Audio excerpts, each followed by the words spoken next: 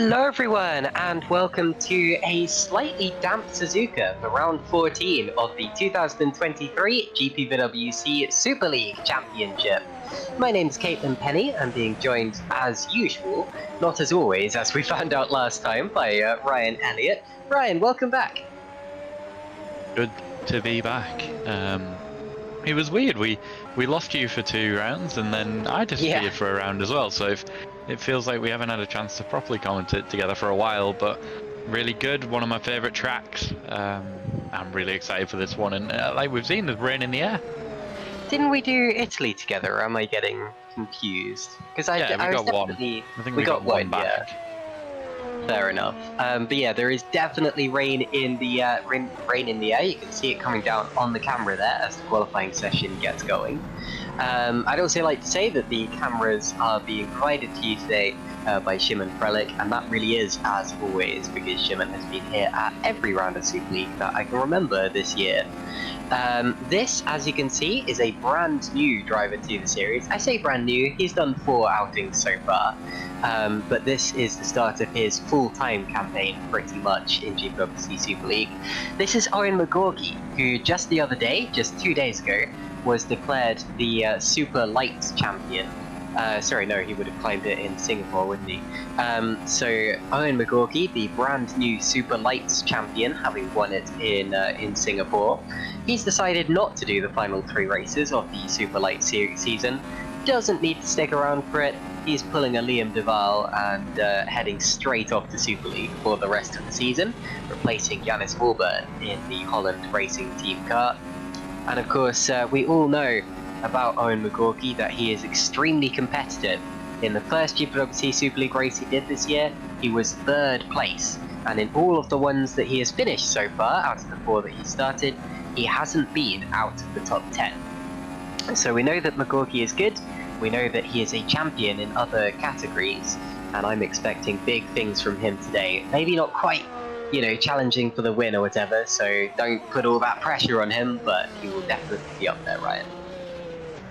Yeah, very interesting. Super Light seems to breed early champions. Yes. Not sure why, like you touched on, very Liam Duval-esque what he's doing, joining into Super League for the remainder of the season, but yeah, good to see him, and we know what he can do. He's been here, like you said, four times already, so he'll definitely be one to watch, and I think there's going to be a few different people up and down the order with this rain. It doesn't look like it's going to stick about for the race too much, and it's quite light as well. You can already see that a lot of people are opting the soft tyres at the moment as well, so it's just going to be train sort of driving for the first stint at least. Indeed, and talking of early champions as well, congratulations to Luke Mitchell for winning the Formula Sprint 2 Championship, to Alpha Sierra Sim Racing for winning the Formula Sprint 2 Teams Championship, and of course to TOP Esports for winning the Formula Sprint 1 Teams Championship. The only championships that are still up for grabs are Super League, so the one that we're watching now, Super League Teams, and Super League 2 Teams, and then also Formula Sprint 1 drivers, which is between the 2 TOP Esports drivers, including, of course, our cameraman today, Szymon. So good luck with that, Szymon. We now have 10 minutes left in this particular session, so let's run you down a couple of the headlines coming into this round. So, here we go. At the last round, myself and Toby Davis were quite critical of the driving standards that took place in the actual race. And clearly the stewards have backed us up on that opinion because there have been a lot of penalties. Philip Puschke was given a 5-second penalty for pushing Jan Grankvist off the road. Luke Maguire was given a 3.5 second penalty for exceeding track limits. Tom Stevens was given a 1.5 second time penalty for exceeding track limits. Carlos Martin was given a 5-second time penalty for forcing a driver off the road, I believe. No, contact, sorry. There were no further actions on a couple of them. Philip Puschke was warned for failing to complete turns 1 to 3 on the cooldown lap. But the biggest offence of all, and honestly the massive shock from last time out, is that Jake Dennehan was given a 1 minute time penalty for dangerous driving in the collision with Tom Stevens. Now, myself, my fellow commentators, and Szymon Frelik were discussing this accident and this penalty before the start of the broadcast, and as much as it was an incident that we all saw, and I'm sure we all have our opinions on, Ryan, 1 minute, have you ever seen that before? Well, actually, it's probably a good point to note that unfortunately I was completely unable to even watch the race last time, so I had no idea about any of this until the DC report hit, but I have never ever seen a 1 minute penalty. That is certainly something new for me, and I've been here a good 6-7 years now, and I've seen it all, but I've never seen a 1 minute penalty. That is a huge decision, not just in terms of, you know, having to justify it, but who it was applied to as well. It is a shock. Absolutely, the championship leader. Yeah, I mean, that doesn't mean that you shouldn't be given it, that's not what I'm trying to say, but I'm just saying, you know, that usually come under a lot of scrutiny, and fair play to them for actually, you know, dishing out a penalty like that regardless of who it is. Do you reckon they might have been overly critical considering his position in the championship? I'm not sure. I haven't, like I said, I haven't actually seen it, which I know is really poor of me. I've just been so busy, and I was on holiday last time, didn't have any Wi-Fi, so I didn't get a watch. But you know, it's very hard for me to say, and as commentators we don't want to be overly biased to one person or the other, so I'm just going to keep my mouth shut. I don't know enough about it, but I'm just in awe of that penalty, to be honest. Absolutely. Well, whatever your opinion on it, this race goes ahead nonetheless. And by the way, I'm just looking at the standings as they update in real time in front of my eyes. That is not the qualifying standings, but the championship standings, because Vincent Gutt, and thank you for doing this, Vincent, is actually updating us with all of the points and things as it actually happens. Now, due to Jake Dennehan's penalty, he actually dropped from 4th position in the race to 13th, we believe, and that actually means that Tom Stevens comes into this round as the championship leader by 7 points, unless the championship standings have more updating to do. The results of the last race stay, this is the podium results, stay as Adam Maguire first, Jan Grank second, and Luke Maguire third. So the top 3 of the... Wait, no, sorry, it was... Hold on, I'm gonna get back to you on that, because there might be more to that. One thing I can actually tell you is that the Super League 2, or the SL2, that is Super Lights, Teams Championship has also been wrapped up, so congratulations to Road 2 Formula Racing for wrapping that up. The only reason I didn't explain that is because it wasn't showing up with the big bold icon on the standing sheet that I'm looking at, so I wasn't entirely sure that they had actually done it. But yes, I've been shown by Vincent Gutt that indeed they have won the championship, and yes, I can confirm that the results of the podium from the last race stayed the same. So it was Adam Maguire who won, followed by Jan Grankvist and Luke Maguire, and that will not be changing despite the penalties applied basically up and down the field. Now, with 5 minutes to go, Ryan, we've got through all of the major headlines. Let's start talking about what we're actually watching on the screen, shall we? Yes, and we are watching Tom Stevens go purple sector 1 and 2. Let's see if he can put down a provisional pole. Yes, he can. The times are coming in thick and fast. It's you know, the usual where the track's constantly improving, and whoever's last on track seems to be setting the best time. One thing to notice about THR is Chris Butcher stepped in as well alongside Tom for this round, and also I've noticed we've got Moritz Kropp in an epic. Indeed. So we have less than 5 minutes to go in this session. Matthias Moos is up in the first sector on the leader. It's not a true purple, even though it looks that way. It's just the way that the icons and the graphics work, we have got a true purple in the first sector from Tom Stevens, so he's not quite content with his 129.730. He can go even faster than that. And yeah, this very much could be a session where the last driver across the line gets pole, because the track is drying. You can see that they're on slick tyres, and there's still a little bit of rain coming from the sky, but it's really not much. And the track is actually very hot, and the rain has stopped now. So across the line goes Matthias Moos. He goes second, 129.850. The ambient temperature is 23 Celsius with a track temperature of 46 Celsius, so it's warm. And I think that we should start seeing some evaporation, some big sliding there from Stevens, who abort his lap, and that might end up working out very well for him, because yes, he was improving, but what really matters is the very last lap that you can achieve. So he's now going to go set up for that last lap, which will be more important than the lap he would have set. Here comes Mark Schluter now. He has a true purple in the first sector, so he will be well and truly up the order. P2 for Mark Schluter, nicely done. We also had a true purple for Jan Granqvist, who goes pole. So Granqvist first, Schluter second, Stevens third as we stand. Chris Shepherd can only manage 60th. We're yet to see laps actually from Florian Geyer and David Wasserman. Wasserman is on the circuit. Geyer has registered one out lap, so I hope he hasn't crashed, but he might have done. And Fabian Schiertzik here is also yet to set a truly competitive time, but he is on it as you can see, and improving on his personal best. Right, and this could go any way in the last few minutes.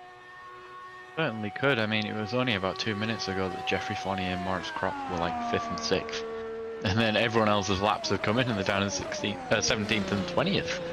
I noticed that like somebody like Vach seems to have sat in the pit for quite a while, so he's probably he was one of the early lap setters, like alongside Jeff and Moritz. I think he's just sat there waiting until he's got enough time to do an out lap and then one lap, which is, well, obviously the best thing you can do really. There's no point in going early if the track's constantly improving, no more rain, but we were only due half an hour of rain at about, I think it was about 1/4 past, so it kind of does tie up with where we are now, and we're expecting a dry race this afternoon, so let's see what Fournier can do. Like I said, he was up the timetable at one point, heads into 1:30. He's purple, sector 1 and 2.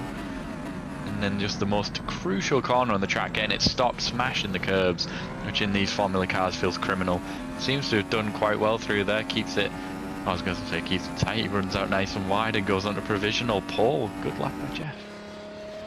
Absolutely, Jeffrey Fournier currently at the top of the times after Epic Racing's brilliant race 2 Grand Prix ago in Italy. Here's Robin Pansar on a lap now. He's had a brilliant Grand Prix so far this year. He's still riding that high from the Belgian Grand Prix, where he got his very first GPVWC victory.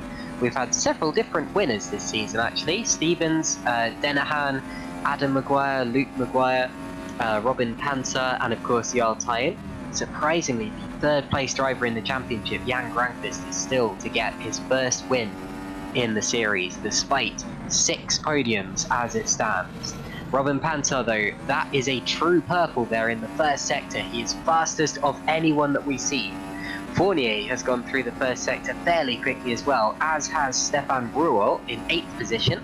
So any of those drivers could be challenging for the top of the times now.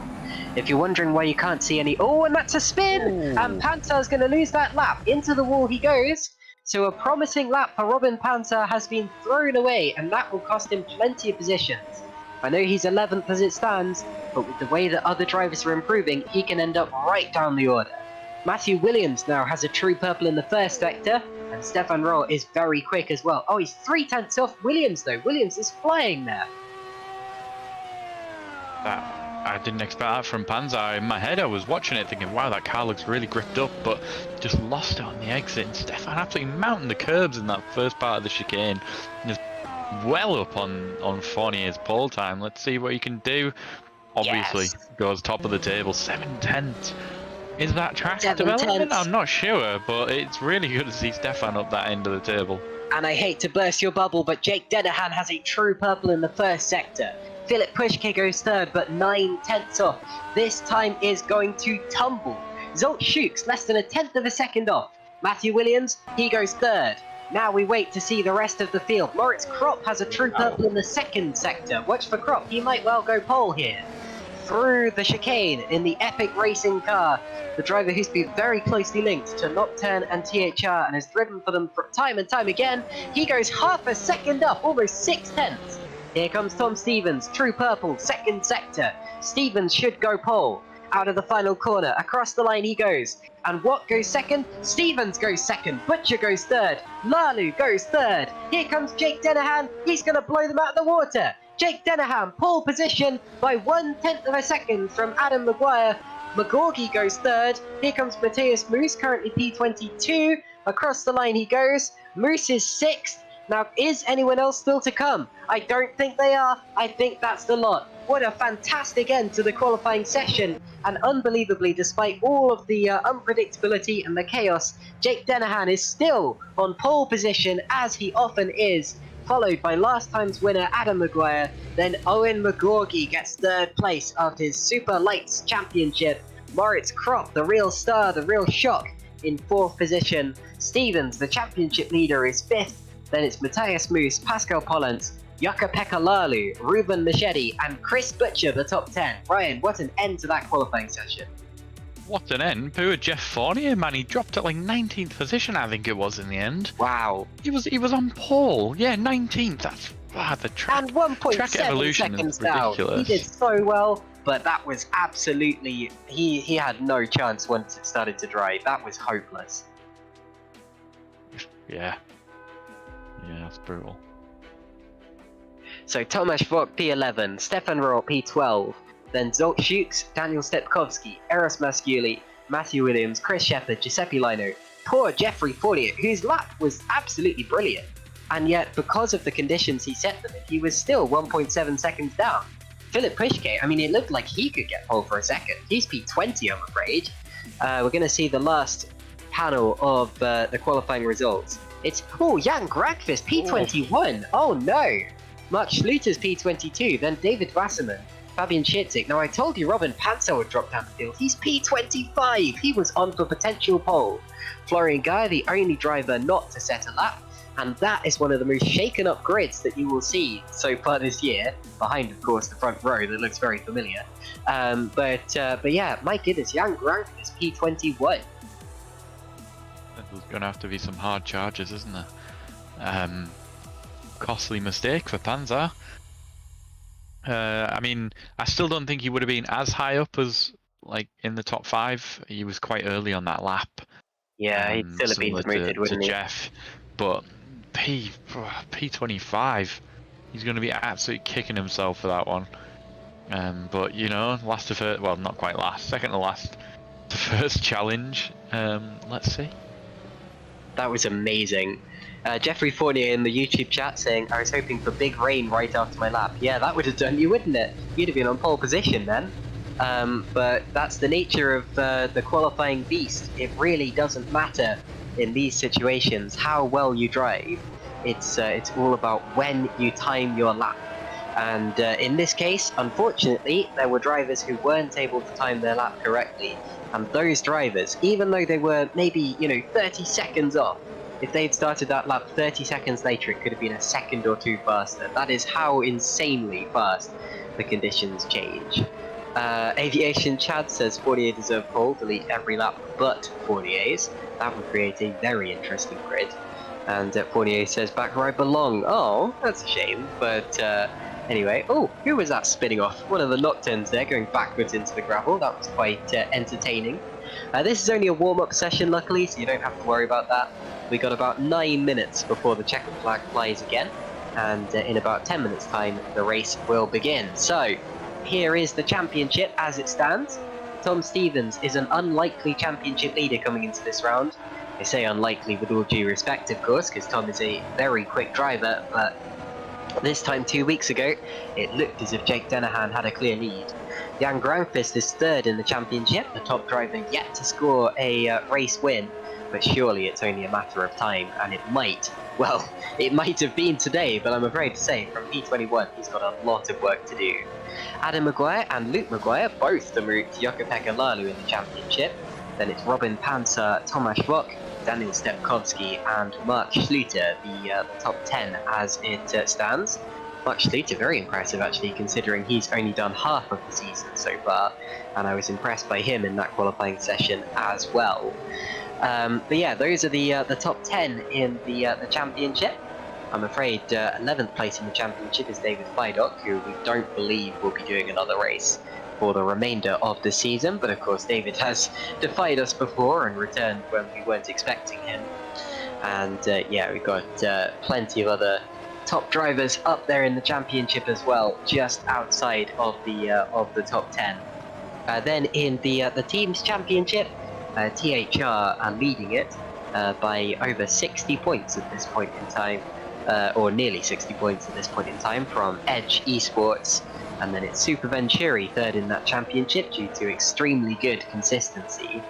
There you see the team's championship, and they're miles ahead of Nocturne, powered by RSR, Adonis Engineering, etc, etc. Ryan, you've just been demoted by Nocturne there, but there is a very close battle for fourth in the championship there. Nocturne and powered by RSR, that could go down to the wire, couldn't it?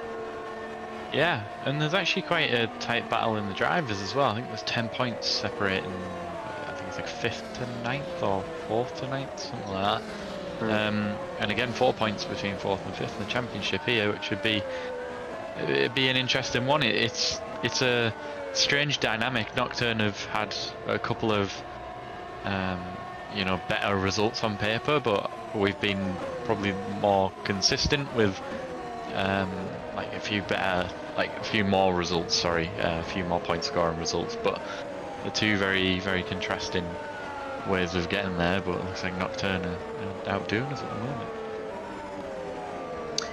So, Ryan Elliott, what do you reckon is going on in the world of development?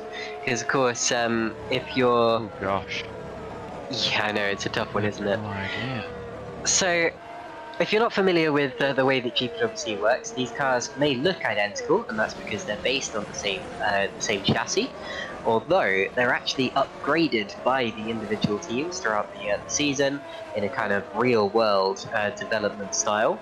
There are R&D points, there are actually different engines as well, and in the world of R&D, things are constantly changing around. But yeah, have you looked much into that for this round? Are there different strategies emerging? I have not. My usual reliable source, being Nikos from Red Archer, has not posted for this round. But one thing I can say is teams are stopping development now. I know our last upgrade of the season came at Singapore, but many of us are saving our R&D points ready for next season. We're able to carry over 300 R&D points. And that's kind of the position we're in. A lot of, especially the new teams now, need to be saving budget as well. So they'll opt out of doing the test session for one, because it costs money, and secondly they'll not want to spend any more on upgrades. A lot of them will want to go into 2024. I can't believe I'm saying 2024. That feels ridiculous already. We're in October. They'll want to go into 2024 with good sum of money and the maximum amount of points that they're able to carry over, and put together a good title challenge. Is what he says, even though we've got a year one team currently leading the championship, which I don't think any of us saw coming. Sorry. It proves that it can be done. That's for sure. Absolutely, and I think that's mainly down to the pure effort that everyone in that team puts in, and the drivers themselves, who are clearly extremely good. As for the R&D, it looks as if well. So first of all, whenever I think of Suzuka, I think of diffuser downforce, or downforce through the underbody of the car. Because of these long sweeping corners, like the Dunlop curve that you've just seen, spoon curve in particular, you want the car to really grip in a kind of mechanical way. And in terms of diffuser downforce, everyone has really put in almost the same amount of development. I think technically the highest by the look of it. So the theoretical best diffuser belongs to the Green Stripes car, so Much Fluter should have an advantage in that particular department. But there are other teams who are spec'd into different things. Pit stops are going to be very important today, I expect, because Suzuka is a difficult circuit to overtake on. You want to get your pit stop as quick as possible, and Adonis have theoretically the fastest pit tyre change as well. So there's plenty to look into for this particular race. And of course, don't forget that these drivers have different engines, or these cars have different engines as well. For this one, I really think you've got to be looking at reducing the overall mass of the engine, and I think Reventon have clearly the best or the lightest engine at this point in the season. So those particular cars should be strong as well. Also, in terms of the engine selection, drivers can go, or teams can go, for different units, which have been used a certain amount throughout the course of the season. There aren't that many 100% new engines. Only one of the Adonis cars and one of the Viscara cars actually have a 100% engine for this round. And there are some teams gambling with engines as low as 35% going into this race. That is 35% of their total life left. So again, some different strategies once again, and I think strategy will be very important today, considering how hard it is to overtake Suzuka, right? Yeah, strategies. It's been arguably the most important thing this season. You know, we know strategy is important, but I think this mod really reflects that, especially. There's such a difference between the lesser and the extra stop. I think here, some people might brave a one stop. I think a one stop's brave. But I think a two stop, you end up having to be pretty much flat out to keep up with the one stop. You need to really use up all the tyre you're given, and goes fast, like literally as fast as you can. Like there's no relaxation on a two stop. But again, we are expecting a couple of small showers during the middle of the race as well. So who knows if that might tie in with one of the pit stop windows. I'm not saying that means that people jump onto inters, but I just mean that it might throw people off, might push people to go an extra lap or pit an extra lap earlier, and that one and two stop could be completely out the window. Some people could jump on inters, who knows. We'll have to see if the rain does come about.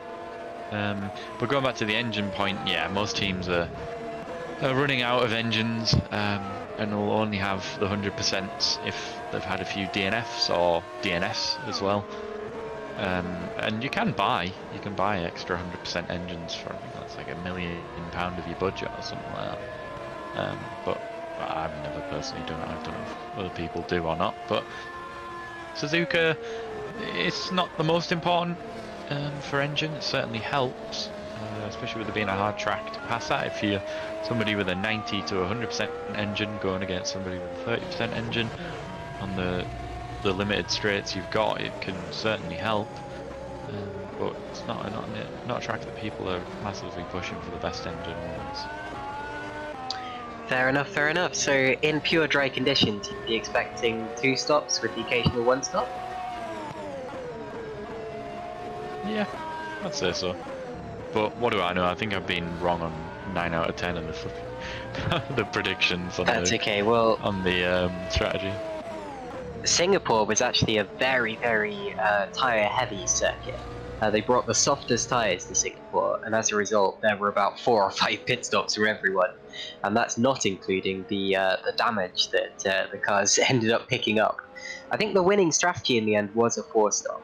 But yeah, there were even some 5 stops at some parts of the grid.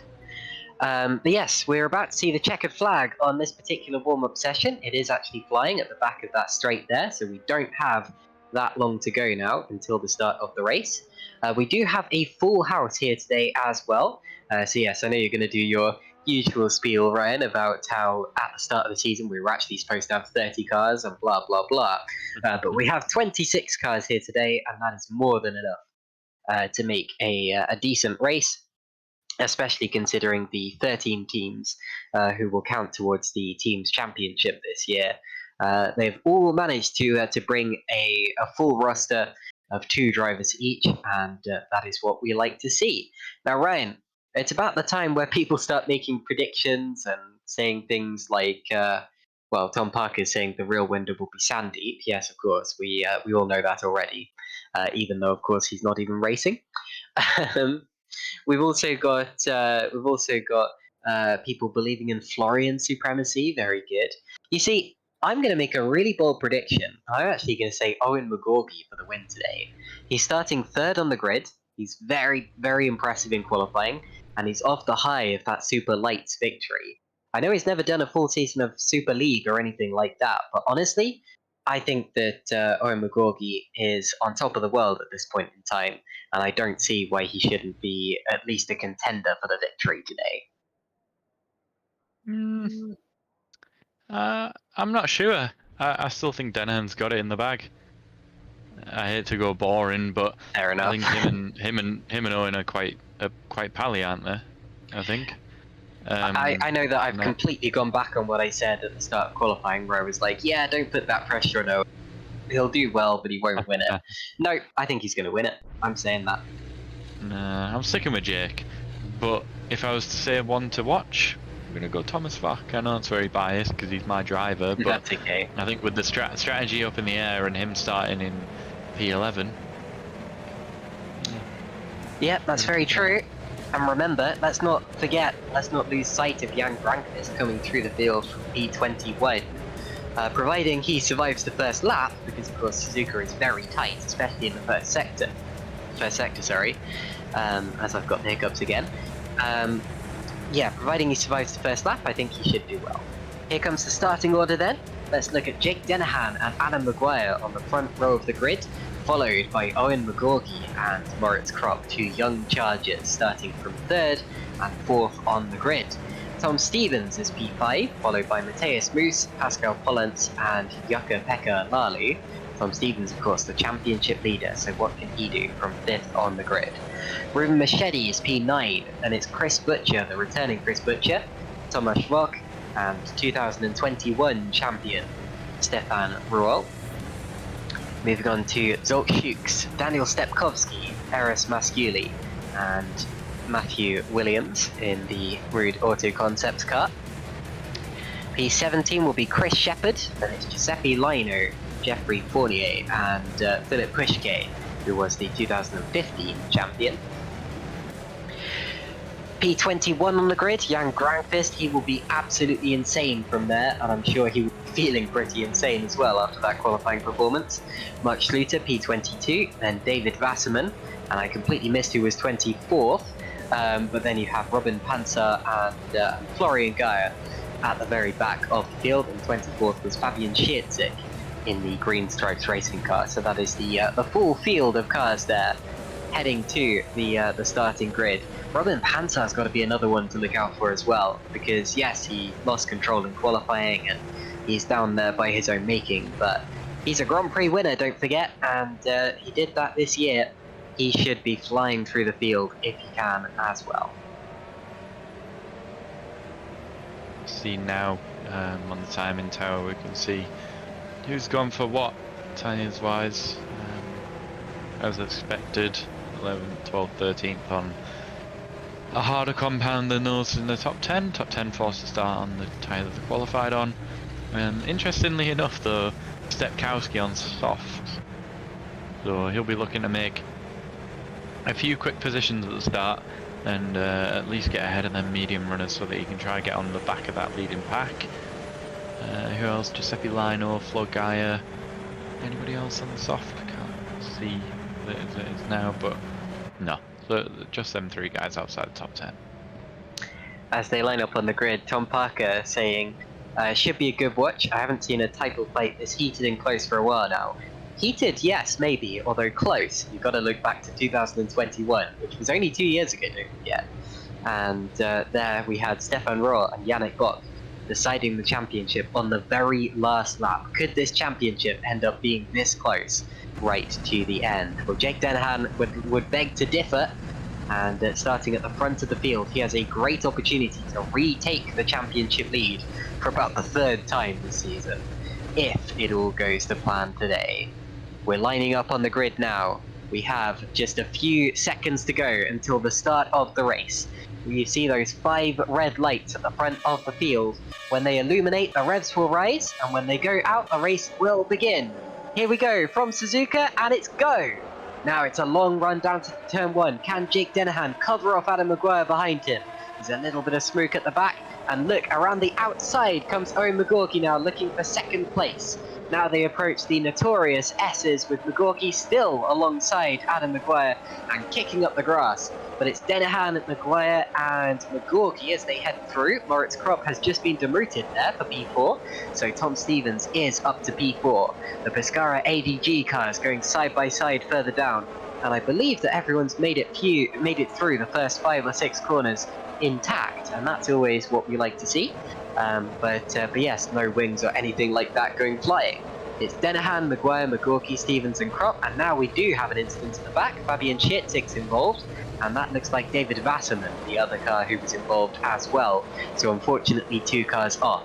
Back to the mid-pack is Zolt Schukes in P15, just behind Matthew Williams and then Damon Stepkowski. And Jan Grankvist is up 2 positions on the first lap to P19, so he's managed to avoid the melee.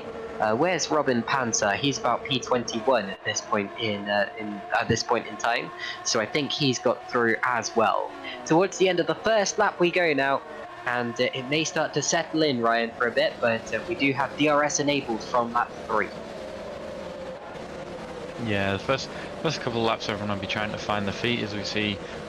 Is that Granquist? Yes, trying to go around the outside of Chris Shepherd into the chicane there. Already up a couple of positions. Trying to get one more. And we see Maguire going for a move on Denham. Where did that come from? No DRS and Adam as well. Maguire takes the lead of the race without the DRS, goes straight through in a straight line. And I was not expecting to see moves like that and wide goes Grankvist. Grankvist is going to lose at least a place there. He loses 3 places as he runs wide at turn 1. That curb's a very dodgy one. If you start to get over the curb, the car will skateboard and you'll go wide, wide, wide. Now here's a replay of the incident that we saw. We're looking at Philip Pushka, though I believe it started a bit further back, because I think Wasserman was the car that was involved. And there's a lag spike, and Pushka ends up running wide into the gravel, rejoins the road, so he's fine, and he probably has no idea that his car caused an incident behind. And that is not Philip Pushka's fault whatsoever. Let's hear from on board with David Wasserman. I don't think this is anyone's fault here. No, it's not. That's a complete racing incident caused by an unfortunate lag spike. Was that Florian Gaia going for a spin as well? It looked like one of the Rude Auto Concepts cars. And then here's a replay from on board Jan Grankvist as he runs over that skateboard rail slide of a curb, loses 3 positions and drops to P24, sorry. He's in P22 now. Florian Gaia has recovered. Here's Jake Dennehan now. Can he get back into the lead of the race? We finished the 2nd lap of the race, and from the 3rd lap, from the end of the 3rd lap, DRS will be enabled. I think there's only 1 DRS zone on this track, unless I'm very much mistaken. So you won't get that many opportunities to overtake. And yes, Maguire does still hold the lead. Yeah, he does. He seems to get a good drive out of that final corner as Fournier seems to let Jan go. Maybe it'd be a good idea. You can stick on the back of him and follow him all the way through, but didn't expect to see Maguire making the move for the lead, and Stevens is getting closer and closer, that's for sure, but he's got Owen McGorgy between him. I'm sure he's going to put up a pretty big fight. It's a shame to see Moritz Kropp drop down one, but I think we could all see that one coming since he's so closely connected with the THR Nocturne group. I'm sure he was quite generous to Tom, as he should be, and he'll just try now to just keep Matthias Mussert at bay. In terms of our alternate strategies, Not really a lot of movement, to be honest, other than Stukowski making up one position. He hasn't quite got the break that he needed. See Pushka making a move on Shepard there. Gets it done. Is Schluter going to follow him through? No, just thinks better of that one there. Don't blame him, to be honest. I see Jay Danahan now head to the final chicane. Is he close enough? No, he's miles off the back. He's out with a second. Indeed. Now keep in mind that the top driver on medium tyres is Tomasz Vogt, and the top driver on hard tyres is Eros Masciuli. That could end up being important later on in the race.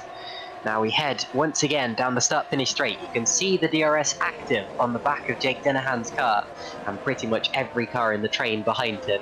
This race is about to turn into one long DRS train, as it tends to be at the Suzuka circuit, simply because of how hard it is to overtake. And that's why I'm trying to get you to keep these tyres in mind, because the alternate strategy is what's really going to end up throwing a spanner in the works of this race and making it so that it's not as straightforward as it looks. Because on track, you will see, I mean, admittedly, you'll see some racing today, that's for sure. That's always guaranteed in GPVWC Super League, no matter where we are.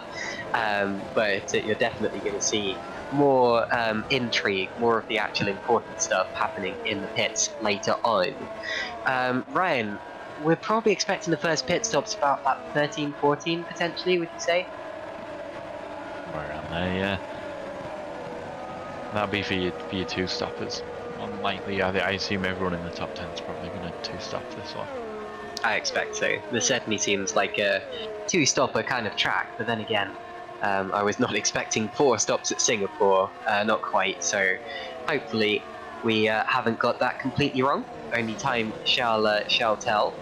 We're just about to complete the 4th lap of the race now, with Adam Maguire still in the lead from Denahan and McGorgy. Through they sweep with the DRS once again active. You can see it is quite a long DRS train, and this is Matthias Moos now going for a move on Moritz Kropp. Goes to the outside line and sweeps through. There's a slight bit of wheel-to-wheel contact, and Moritz Kropp manages to hold off his attacking driver, Matthias Moos, in 6th position. And that's the thing with that corner, you can very much be held out to dry. There really is one line through there. That's why Tom Parker was saying that that's a brutal place to go wide. Happened a few times on SL2, and it really has no grip out there. And you're absolutely right, I think we've all done it, where you've got offline in that particular corner and just slithered off into the undergrowth, because that's just how the corner is designed. It's probably the most difficult corner on the circuit, and that is every single lap that you do it, even when you're not side by side with someone. Yeah, it's even quite easy to do that on your own. Like, just drags you out and out and out. And we're seeing as well, there's a little bit of rain coming down. I like that Szymon just blurts out the word rain, because here it is, we are ready for it, and it might just come down. We have to wait and see how much it comes down, but this could, well, shake up the race even more than we were already expecting. And of course it would shake up the strategy too, because it would make the alternate strategies quite irrelevant, and now it's all down to who wants to pit for the fresh tyres first, the Inter tyres first. Hello as well to Aqualisa H4U for joining us in the chat. Good to see you here, my friend. Aqua is one of my best friends outside of sim racing, so it's great to see you in the chat today. And that's an overtake there from Ruben Machedi, going up into 7th position past Pascal Polland. So a move further down in the top 10. There's Mark Schluter, who has not quite made up the positions in the early stages that I was expecting him to. Eros Masciuli fighting to fend off Philip Pushke. Ooh, gets over the grass. This, I believe, is the fight to be the top driver on the hard compound of tyre, which may end up being the wrong decision if the rain continues to come down. Through into the Degners we go, another sequence of quite difficult corners here where you've got to get it right and the curves really slide your car wide. And then we head up to a very tight hairpin where overtakes are definitely possible, but there are different lines and there's definitely grip on the outside. And so it's also certainly possible to defend your line, even if you're on the outside. Then we head through the 220R, named for the angle that it's at. And I've just been alerted by Szymon Frelik that the rain is scheduled to last for about 8 minutes, and it's only drizzle. So I think think it should be okay to stay on slicks. Of course, it does depend on just how quickly the track undampens, if that is indeed a word, and how the drivers react to it. And Denahan's got a real opportunity here. Look at this, he's got the overspeed. He's approaching the tail of Adam Maguire's car. Maguire goes defensive, and Jake decides not to risk anything too drastic, which is probably the right decision there. There's Lalu fending off Pascal Pollens, and stays in that, actually gets through there into 8th position, so a good move from Jukka-Pekka Lalu in the Super Venturi car. And yes, now of course you have the opposite thing, where we're not just waiting for drivers to pit the Inters and seeing who's going to be the first person, but you also have to decide whether it's worth pitting for Inters at all, because you could just jump the gun and have to end up making 2 stops. Yeah, I completely agree. This kind of rain's the worst. If it, like, it might not even be a strong enough intensity to bother people, but if it is, then somebody always makes the wrong call and goes onto the Inters or stays on the slicks. Hopefully it kind of brushes past, because it will just knock out all them alternate strategy people as well. And that's not what we want to see. We want to see some people challenging who aren't quite expected. As see Jake's just getting closer and closer, and he's very close now. Is he gonna? I think it's better of it in the final chicane, but going to be a lot closer going down to turn 1 if he gets good traction out of this final corner. Which he gets a bit of a slide, so maybe not going to be close enough this time round. But yeah, interesting to see Maguire now coming, falling off a bit of a cliff. I'm not sure if he used up a bit of push to pass or too much tyre in them opening laps, but at least now he can control the pace as long as he makes sure that he gets good exit out of that last chicane. He should be able to hold on to this track position for now. But 2 laps in a row, he's had to go defensive down into turn 1. He's feeling the pressure from Jake Denahan. Riding on board with Denahan that time around, it looks as if the car was trying to break away through the turn. If that hadn't happened, he might well have gone sailing through. So there is still absolutely reason to be concerned for this lead battle here between Adam Maguire and Jake Denahan, and it could well change at any minute.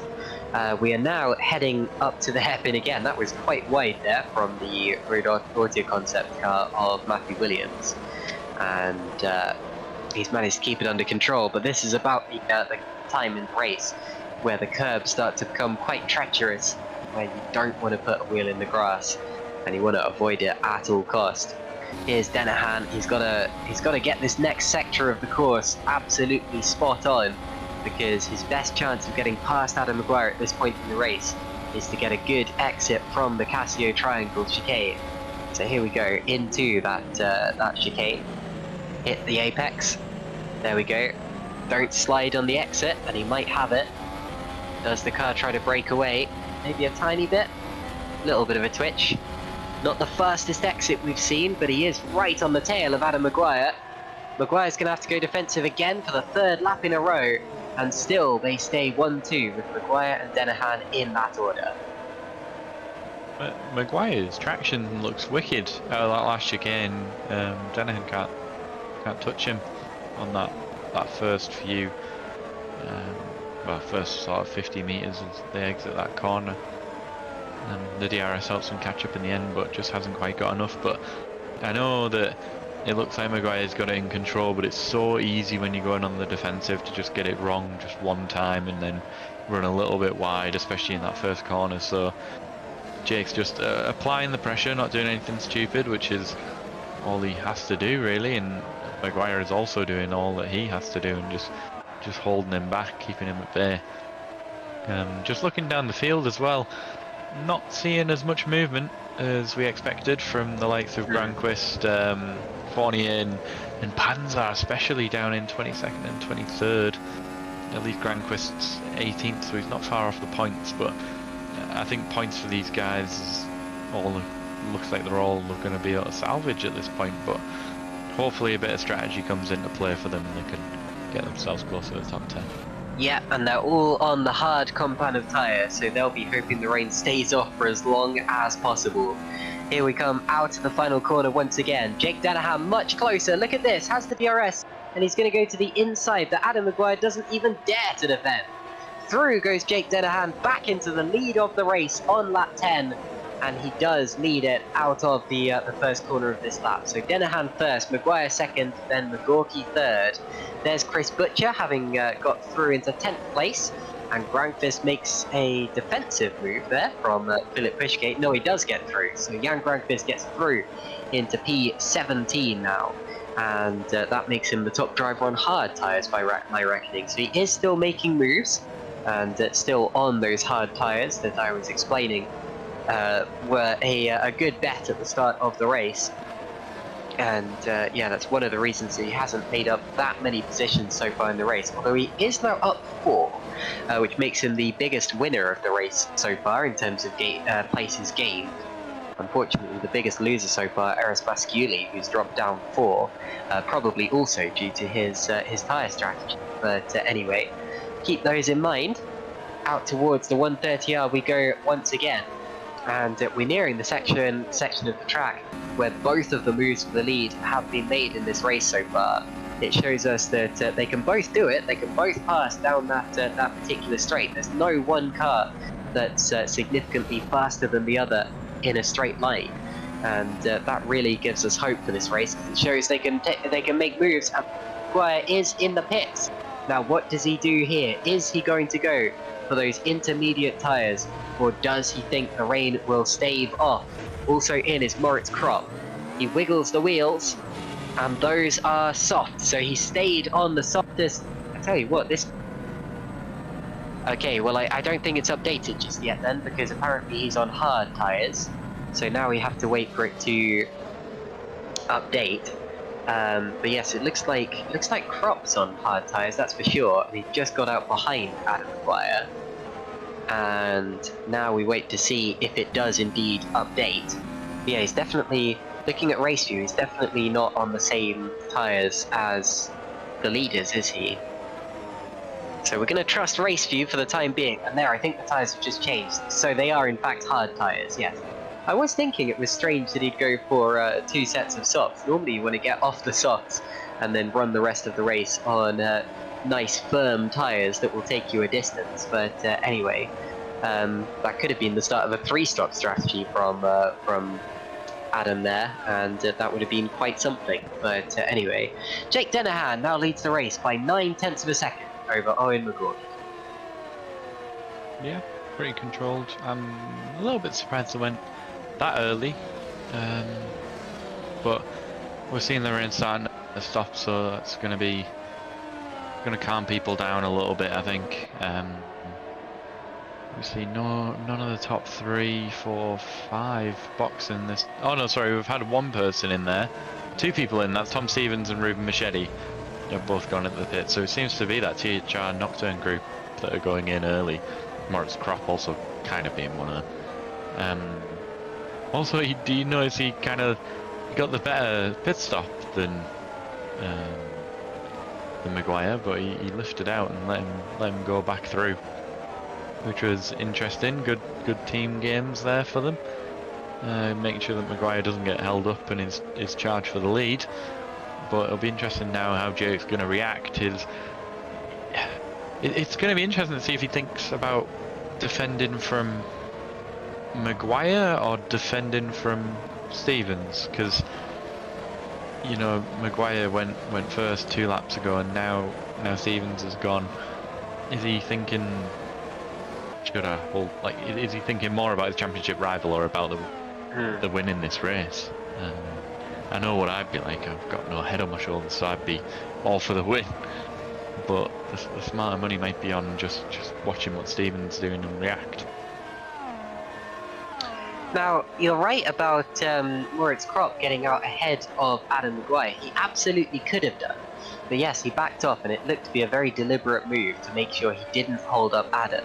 If you're wondering why that might be, of course, considering that Moritz drives for Epic Racing and Adam drives for Nocturne, it's because, of course, Moritz is a Nocturne/THR driver. He's just driving for Epic for basically a one-off today, so he didn't want to hold up his sister teammate. That sounds a bit weird to say in concept, but there you go. Matthias Moos and Pascal Pollens, Chris Butcher are all in the pits on this lap, add to that Jukka-Pekka Lalu, and we may well have more people coming in behind them as well, but there you go.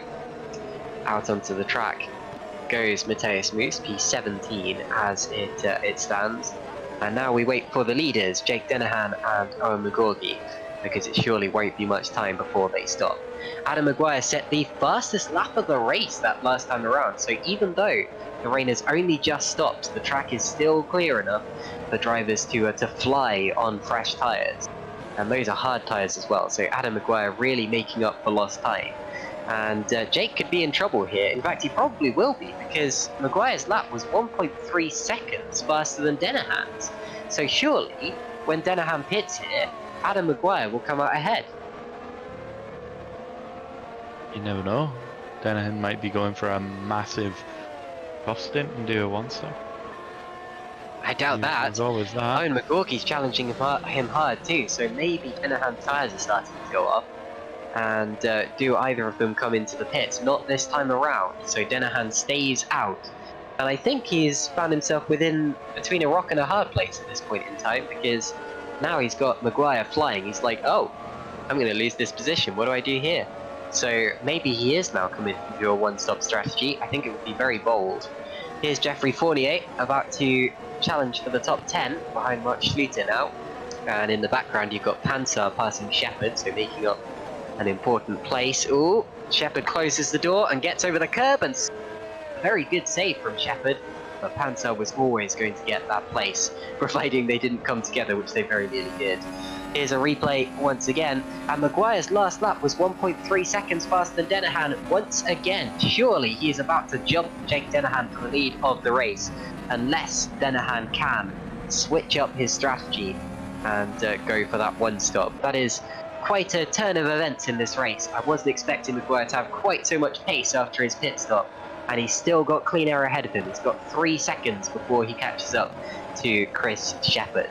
Dennehan is really being challenged by McGorgy here as well. McGorgy's pace seems to be faster at this point in time. And here's Philip Pushkin now. This is where he had his lag spike at the start of the race. Hopefully his internet... Oh, that's not looking good, is it? That looks like another lag spike. And he's still in the race. But yes, a major lag spike once again. And if his car keeps doing that, then that is a safety issue. And someone should probably tell him to park it, I'm afraid to say. Into the pits now, Dennehan and McGorgy. Surely this is still a 2-stop strategy.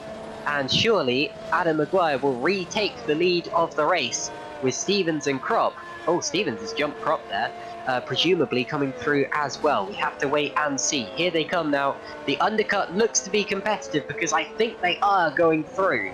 They have the DRS too, so Stevens on the back of Adam Maguire. And yeah, they're both going to be... Look, they're all ahead. So Kropp goes through. He takes 3rd place in the provisional order. Who's this now? That's Matthias Moos coming through as well. Owen McGorgy just fends off Matthias Moos. And yeah, that completely changes the provisional podium of this race, the next podium of this race, with Maguire, Stevens and Kropp all going through. This has been a brilliant few minutes for THR/Nocturne. You know what to say. It's not a marathon. What's the word I'm looking for? It's not a marathon, not a sprint. Yeah, it's a marathon, go. not a sprint. There you go, flipping there. 3rd time lucky. I'm just gonna sit quietly and wait and see. I'm sure there's good reason why him and McGorgy both chose to do that. It would be... Yes. It would be weird if one did it, but there must be some logic if they've both gone for it. Well, they'll have an advantage towards the end of this, of course, but the trouble with that is that they won't have the track position. And really, the track position is the most important thing here. Brief yellow flag. I think Florian Guy might be in trouble again, because he's just dropped at least 15 seconds. So, unfortunately, I think we've got problems there. And into the pits comes Guy's teammate, Matthew Williams. Across the start-finish line goes Jan Granqvist, and Guy has had a heavy accident with it. Stops right in front of his teammate, so he's now out of the race and our very first retirement. And that is quite upsetting to his many fans in the YouTube chat. Aviation Chad appears to be in hysterics right now, I'm afraid to say. But yes, Florian has become the first retirement of the race due to a heavy accident off camera. And Matthew Williams now rejoins the track and very nearly goes 3 wide with the battling pair of Pascal Pollins and Giuseppe Lino going through. 16 laps of this race are done. We're about to see a replay of what happened to the fan favourite Florian Gaia. He's coming through the S's. He is going to have a snap in here somewhere, I expect. There it goes. Round he goes and slam bang into the barriers. Reminded me of Martin Brundle in '94. The only difference, of course, is that when Brundle went off in '94, he ended up ploughing through a group of marshals, all of whom luckily survived the accident, but it was a rather bold one. And yes, Florian Gaia heavily into the barriers and out of the race. So 25 cars remain now, all of those on the lead lap. We have 16 laps completed at Owl, and that's a big spin for Matthew Williams. Immediately after coming out of the pit lane, that's one way to make a fresh set of tyres unnecessary. And judging by his telemetry, Szymon Frelik says that he went into reverse. Now, I'm going to watch it back on the YouTube and see. Yeah, he did, didn't he? He slammed it into reverse. He went from 5th gear, reverse. That's bizarre. How does that happen, right? Maybe he accidentally double paddled and when he was trying to go down a gear, and then clicked down a gear to thinking he was going into 4th. That's true, because if you click both paddles on the back of your wheel, it puts you into neutral. And then when you click down again, he must have thought he was just changing down a gear, but he actually put it in reverse. Unless he had a reverse as a button or something, maybe. I'm not too sure, but that was very strange, and he did a good job at hanging on to it, actually. He's lucky to still have an engine, isn't he? Yeah, it's not what you want on a fresh set of tyres, though, to do that on corner 3 or whatever it is. Yeah, but anyway, looking back at our kind of provisional leader right now, I'm sitting in P11, but looking a bit of a train. And again, Danahan is already kind of on the back of these guys. That's kind of probably what he was banking on, was the fact that they were going to be stuck in a train and he could just cruise right up to them, which right now it looks like he is. He's going to let everyone else do the hard work and hopefully capitalise on 1 or 2 people getting a bit crossed up, maybe. I'm not sure, but that's still a bit of a gamble. So Tomasz Wok now leads this race. He was the top driver on medium tyres for a good portion of the race, and he will now show us when the medium tyre runners are expected to stop. And still the top driver on hard tyres is Jan Granknes, doing very well, only 4 seconds behind. Considering the rain has lifted off, I think that I was overly critical on the hard-tyred runners earlier on in this race. But then again, I did say that it all depended on the weather, and it very much did, as Chris Butcher there makes up a position on Daniel Stepkowski. Now here's Adam Maguire, who might well be the net leader of the race when this all shakes out. He's on the back of Robin Pansart, who, remember, started from the very last row of the grid. Oh, and a big twitch.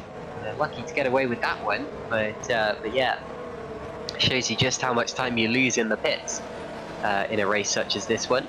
Maguire goes through. Pansart now has Chris Shepherd to deal with, and that means, of course, that Maguire has got 2 cars between himself and his chasing rivals. Now, I was interested to see that, because when I noticed that Maguire and Stevens had gone through, I was very much considering the possibility that Adam Maguire would give the place up to Tom Stevens, considering that they are basically teammates. And yes, Maguire's running his own race, and you know, if he's fastest, then he deserves to win.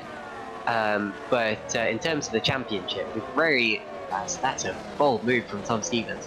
We've very rarely seen a championship this close, and as a result, surely Tom needs every point that he can get. As there's a little more wheel-to-wheel contact. That's 3 wide and off the road! Off the road! Jake Dennehan has gone through the gravel and somehow kept it out of the barriers, and that was not his fault whatsoever. He went 3 wide with 2 cars who got very squirrely on his inside. I'm going to watch that back and see just what happened there as he sweeps past Jukka-Pekka Lalu. It was all down to Moritz Kropp and Chris Shepherd. So Kropp and Shepherd were banging wheels for corner after corner after corner. Here we see they're going to lock wheels on the entry to the turn. And Dennehan gets caught on the outside, and he doesn't hit the wall. Great car control from Jake Dennehan. He got away with that absolutely brilliantly. And to be honest, When I first saw that, I was sure he was heading for the barrier Logan Sargent style. But yeah, he's very much got away with that. And now we're seeing it on board with Chris Shepherd. Now, apart from the brilliant car control by Jake Denham, what do you make of that, Ryan? Did Shepherd squeeze Moritz, or did Moritz make a dive? And also, why were they banging wheels for so long? What's up? Yeah, I think Moritz made a bit of a dive on the first part of the chicane, and Shepherd just had the squeeze. I don't think he even had the squeeze, but I think he didn't come out with the steering, and it just got a bit tight on exit. And Moritz was, you know, he had the right to where he was on the track, and the complete opposite of what I predicted that Denham would do happened. I said that he would sit there and watch other people scrap, and then Philip Prix is out of the race. That's probably a disconnection, considering what we've seen. My apologies, Ryan. Yeah, would have got to that in a second. Yeah, he instead got unfortunately involved in it, which is a shame. So, bit of luck there from Philip Pushgate, who very briefly registered as the race, but anyway, he was running 5th and due a pit stop, and I think it was only a matter of time, considering the poor connection that we saw from him earlier on. And Chris Shepherd is out of the race too now, so Shepherd, who was involved in that incident that we just saw, has come into the pits and DNF'd from the race. So whether that's a remnant of the incident, I'd be surprised, because he didn't seem to get too badly affected by it.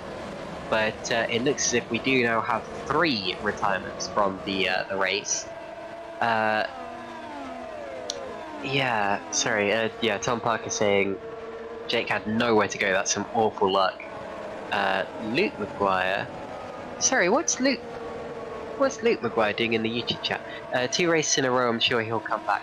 You know, this entire time, despite the fact that I've been talking about Chris Shepherd driving that second THR car and all of that, my brain did not compute that Luke McGuire was not in the race. I just got really confused when I saw him in the YouTube chat there, like, what's going on? Yeah, didn't mean to think of that too much. As we see, yeah, there we go, back, and Zolchuk's in the pits as well for the medium, well, a leading medium runner. Indeed, so Tomasz Fock and Zolchuk's into the pits after a long run out on the road. That is actually Luke's second time that he hasn't managed to make it to a Grand Prix this year, because both he and Adam missed the Hungarian Grand Prix. But yeah, Luke, just out of interest, why are you here today? Sorry, laughing face with a sweat drop there. Yeah, and also, sorry, I didn't even register you weren't in the race. I got really confused there, because in my silly one-track mind, I just kind of assumed that you know, the field hadn't changed that much, and yeah, Chris Butch is here, but that doesn't mean anything, does it? But no, of course Luke isn't here. What's going on? Anyway, back to the race. Luke McGuire says he's in Greece. Goodness me. Well, enjoy it. Fantastic. That's a long way from Ireland, if I've got my geography correct. So I understand why he's not at his sim rig today. And yeah, now we do have Tom Stevens right back on the tail of that McGuire. He's cleared the traffic, and actually McGorgy right there as well. Stefan Rohr coming into the pits, so Grankvist now leads by about 5 seconds from Eros Masculi, nearly 6 seconds now. Grankvist wouldn't have been expecting his time in the sun, considering his qualifying performance, but to be honest, there's plenty of time to go. Josh Downer, that is savage. You're a bit early for GPWC Day. Oh wait, I'm not going to explain that one, but yeah, that is savage, Josh. Well done. Very savage. I'm also very upset about that. I was looking forward to going there. Were you going to Greece? I had all the intentions to, yeah. Huh. Wow. I wasn't. So I'll actually get to see you guys now. And now we get Milton Keynes instead. But Milton Keynes is great. We did GPVWC there a couple of years ago. One of my biggest flexes. Switch it up. Do Newcastle, do Leeds, do something else. One of my biggest flexes in life is that I beat Alex Siebel on that day in karting. And yeah, You can't take that away from me. I also beat my brother by a lap, and that's even more important to me. But Alex Siebel, yeah, I beat him. Wonder what he's doing these days. Anyway, back to the race. Dennehan making some places back up. He's trying his best. I noticed he did have fastest lap as well. At one point, really having to turn the burners on now and work even harder to get through the field. There's I mean, it's actually only about, where's Maguire, 7 seconds, only about 2 or 3 seconds actually between them, which is really interesting considering that moment that he had, and it just proves what these DRS trains are, what they do to the race. It just makes it very processional, and you can kind of get back into the groove quite easily, as long as you have some DRS in front of you. So here is Owen McGorgy now, registered 7th in the race, but realistically he's challenging for, well, he could be a net 3rd, challenging for the higher spots on the podium. Jake Dennehan really didn't lose that much from the incident. Yes, okay, he lost a couple of places and might have some light damage, but honestly his car control has saved his race there and potentially his championship. And yeah, I'm very impressed by him. Do you remember, completely irrelevant, but do you remember Timo Glock going hard into that wall in 2009 and ending up with a compression fracture in his back? I always get flashbacks of that incident every time someone goes off there, even though it was so long ago, and even though basically no one remembers it anymore. It's just in my mind like, oh, could have been worse. But, you know, do you remember that? No idea. Sorry. 2009. You were old enough. Anyway. I was 8. So was I. I was 7. Anyway. I didn't pay too much attention to Formula 1 back then. I was more interested sorry, in touring Fournier getting very twitchy there. Adam Maguire's going to go through here. Fournier does have the DRS though. This is going to make Adam's job harder. Pulls out very late. It always looks dangerous. Oh, and he does touch him. Oh dear. They came 3 wide into the second part of the corner. There was even more contact. And Geoffrey Fournier has been very lucky not to be completely turned around there by Adam Maguire. Maguire's very lucky that he's ended up still on the road. So that was a bit close. Here's a replay now. So Adam still on the tail of Fournier. There's the first touch. That jolts Fournier alongside Mark Schluter. He touches Schluter in the side. I think Maguire gave him another tap up the rear just for good measure there. But anyway, we're going to see it again from on board with Luke Maguire, Adam Maguire. Little touch. There's another touch. That was Go on, then. so lucky. Honestly, like the way that gap opened up when Fournier came flying through, that was so lucky, and I'm baffled that 3 cars have come out of that corner alive. Yeah, good effort and good car control, especially from Fournier and Schluter, and thankfully we can see the racing going ahead, but need to be a bit more careful into turn 1 next time. Aviation Chad requesting a GPWC day in Latvia. That would be an interesting one. Godona saying, I remember the Timo Glock one. So Alan McNish's crash in 130R was quite hard as well. Yeah, that was in 2002. McNish's last Grand Prix. He ended up sitting out of that one, unfortunately. And I'm not old enough to remember that one, but I do know the one that you're talking about. It was, I think, the last time a Formula 1 car went through a crash barrier until Romain Grosjean's accident in 2020. There have been cars that have gone over crash barriers and past crash barriers, but he was the first guy to go, or the last guy to go through it, until Grosjean, of course, wedged his car full on into the Armco. But anyway, back to the actual action that we're watching right now.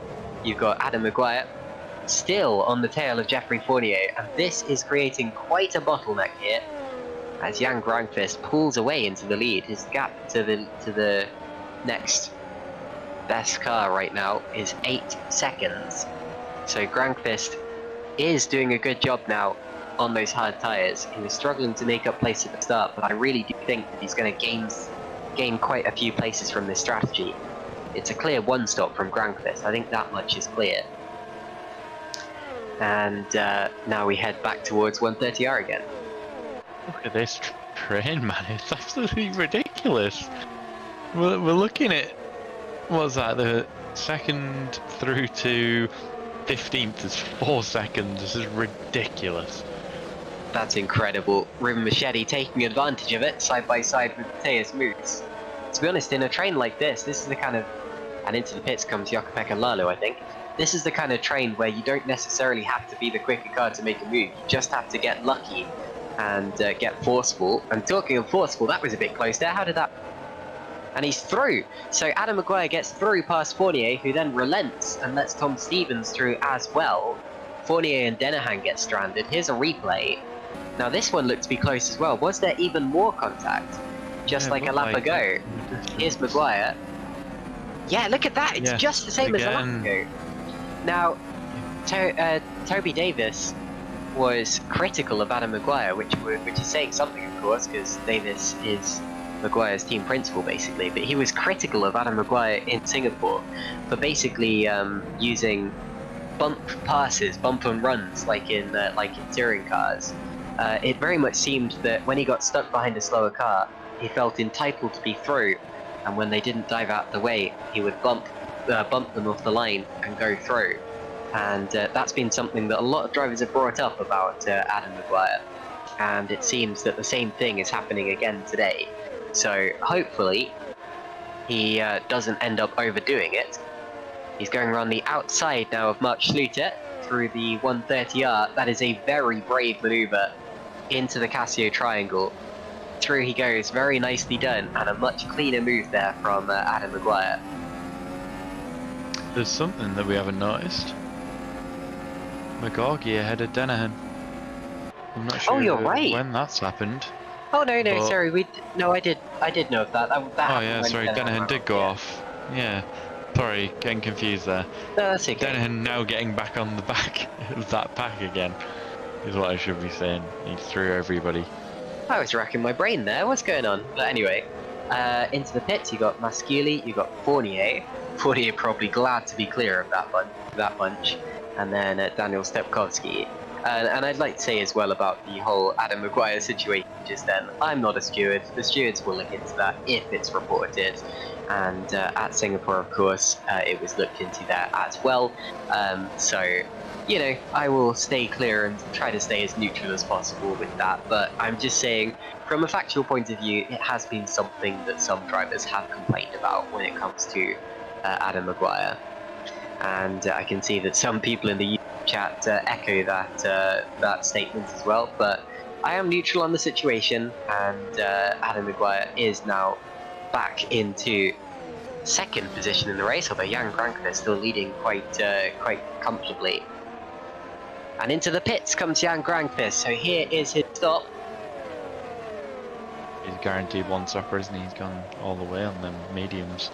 He's been absolutely and wide goes McGorgy, and there's contact! And he takes Schluter with him! And there's going to be more contact here, and off goes the front wing of Robin Pansar's car, I think that was.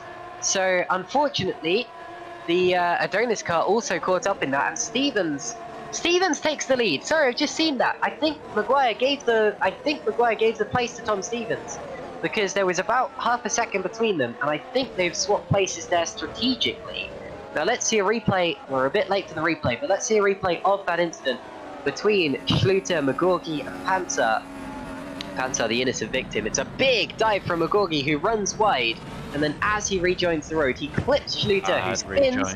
There's more contact, and then the unfortunate Robin Panzer comes through and has nowhere to go. Here's the move from McGorgy. He's still on the road. He's not a rejoin, yeah. Yeah, it's he's a still bit on the of an road, awkward one. It is a very awkward one. In my opinion, a bit of common sense would have bailed out of that. That's a typical collision that we see all the time at the Casio Triangle. And you're right, he could well have bailed out of it, might well have done since he overshot the corner. But he did technically make the corner, and also he technically had the inside for the second part, where Schluter kind of turned in. So I don't think... That is the tightest closing gap possible. That's true, but I don't think that's calendar. as cut and dry. I don't think that's as cut and dry as some unsafe rejoins we've seen. It's definitely not. I just think that if you're looking at an entire race, I would have just went straight over the green and give that position up. Now I'm interested in seeing. Actually, I might have just completely missed the replay. I'm interested in seeing the move between Stevens and Maguire because I'm wondering whether it was as straightforward as I made it sound there, or whether he did just get the overspeed. There's Lino fighting Fournier now. Tom Puck is saying at least Jake avoided that one somewhat. Yes, indeed. For a split second there, it looked as if Jake Dennehan was going to be spun across the front of, and he got very lucky. I bet his heart rate rose in that one. But there you go. Szymon Frelik saying, I would have turned in, to be honest. Yeah, I think a lot of us would have done. That's a very complicated incident there. And then Jack Mayer saying, Owen goes deep but never leaves the track, so was always entitled to space. I do actually agree with you there. And to be honest, for a split second, he was ahead. So at that point, technically, it was Schluter making the overtake on the outside, and McGorky got through. I have to say, I mean, I'm not a steward, but if I was a steward, I would probably let that one slide. I would actually say racing incident, but it certainly didn't look that way first of all, did it? I mean, when we first saw it, we were straight on the oh Owen, what have you done train, and then of course, looking back at it, I honestly think that that was probably a racing incident. I do have to say, I do disagree with the YouTube chat just a little bit. It's not the point of if he backed out, it's the fact that he had plenty of space on his left to just cut that last bit of the chicane. Yeah, So but what they're saying about it could have made. He got fully ahead. But you're going into a crash. And Not he just ruined necessarily. his own race. It was necessarily. It was 100% going to be a crash, regardless which way you looked at it. Okay, talking of going into a crash, looks like Giuseppe Linus just had a collision. Here's a replay over the curbs. He'll feel a little squeeze there. And again, another stupid move there from both of them. Well, not from both of them, sorry, but just who goes too wide through them? It's a tricky place, that's for sure. But anyway, I won't be so quick to judge that one, considering the debate that we've just got ourselves into. So let's take a look back to the race leaders here. Tom Stevens being pursued. To be honest, I think this is more of just a comfort thing here with Adam Maguire following Tom Stevens behind. I'm not sure that he's actually intending to go for an overtake. It looks to me as if Adam has said, right, well, you know, I was leading the race, but I'm going to help you go for the win here. And to be honest, that might well end up being the best thing for the team. And if at the end of the day Tom Stevens does win the race with Maguire second, then I'm sure that we'll all agree Adam Maguire was the driver who made it happen.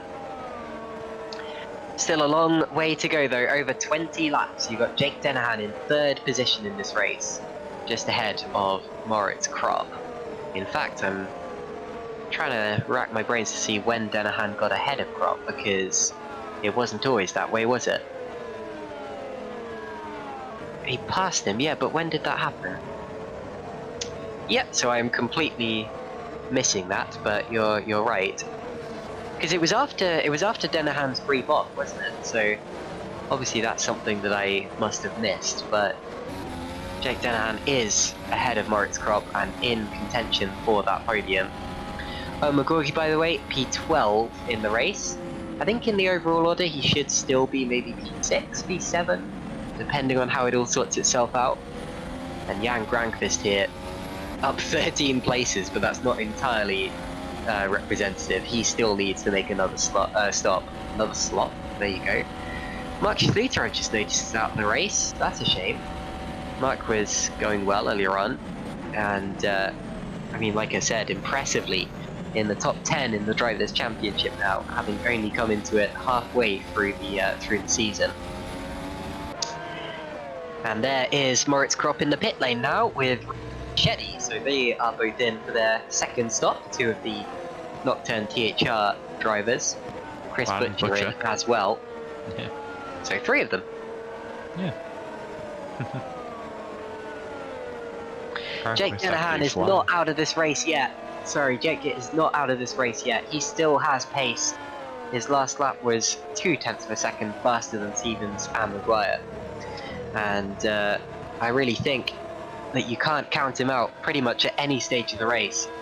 He's fired up after some of the things that happened to him earlier, isn't he? I mean, Jake, it seems that the race has thrown everything it can at him. I mean, it's thrown literal cars at him throughout the course of today, and he's still held strong. He's still on the podium, and to be honest, still a contender for this victory.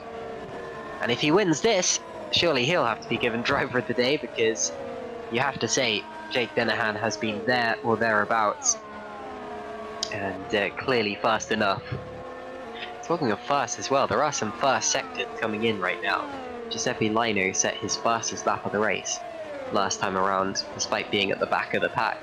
But Jan Grankvist is looking on course to potentially set his fastest lap, providing he doesn't get too held up by Matthias Moos here. Out the final corner they go, and this is a potential move lining up here for 5th place in the race. 4th place in the race, and through he goes on the inside. So Jan Grankvist once again making up a very important overtake, and that is his personal fastest lap of the race, as expected, and very close to the fastest lap of the race that we've seen overall. Remember, you do actually get a fastest lap, so you get a point for a fastest lap if you finish in the top 15.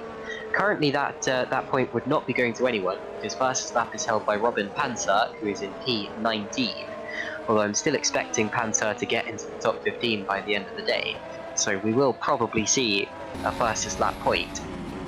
And remember, of course, in Superlights today, in the quite wet race that I'm not sure how many of you guys saw, and that is not McGorky. Wasserman. David Wasserman. Sorry, I'm confused because it's the David Fidog helmet. It's not David. Well, it is David driving the car. It's the other David. He comes into the pits now, and here's a replay of what just happened. And like I was saying, in the Superlights race, there were only 14 finishers, so everyone who finished scored at least 2 points. Just a quick spin for David, gets it into the pit lane. Not too much harm, although unfortunately he's a long way off in terms of pace. And here, once again, is Jake Dennehan. He's being chased down by Jan Grankvist at this point in time. That's impressive. And yet again, of course, Jan will need to stop. But can you imagine how much of a spanner it would throw in the works if he was able to pass Dennehan before his stop? He might well do it, you know. The leaders of this race are really accordioning in on themselves, easy for you to say, with Dennehan now only a second behind Maguire, very nearly within DRS range, and Grankvist less than 2 seconds behind him, and Grankvist now sets the fastest lap of the race. He is flying, and so he should, as Pascal Paulin stops as well. And David Wasserman is still in the race, luckily, so we still have 21 cars remaining. Not quite a repeat of the Super League race, or Super Lights race. So, good stuff. Hasn't exactly been the cleanest day, but at least it's been cleaner than Singapore, and at least it's been cleaner than Super Lights. Not that it takes much doing, of course. No comment. David Yunt saying too many Davids. Well, you're part of the problem, my friend, I'm afraid to say. But yeah. Interesting to see no David Yunt in this round. Feels like he's been here almost all season. Feels like an emergency driver.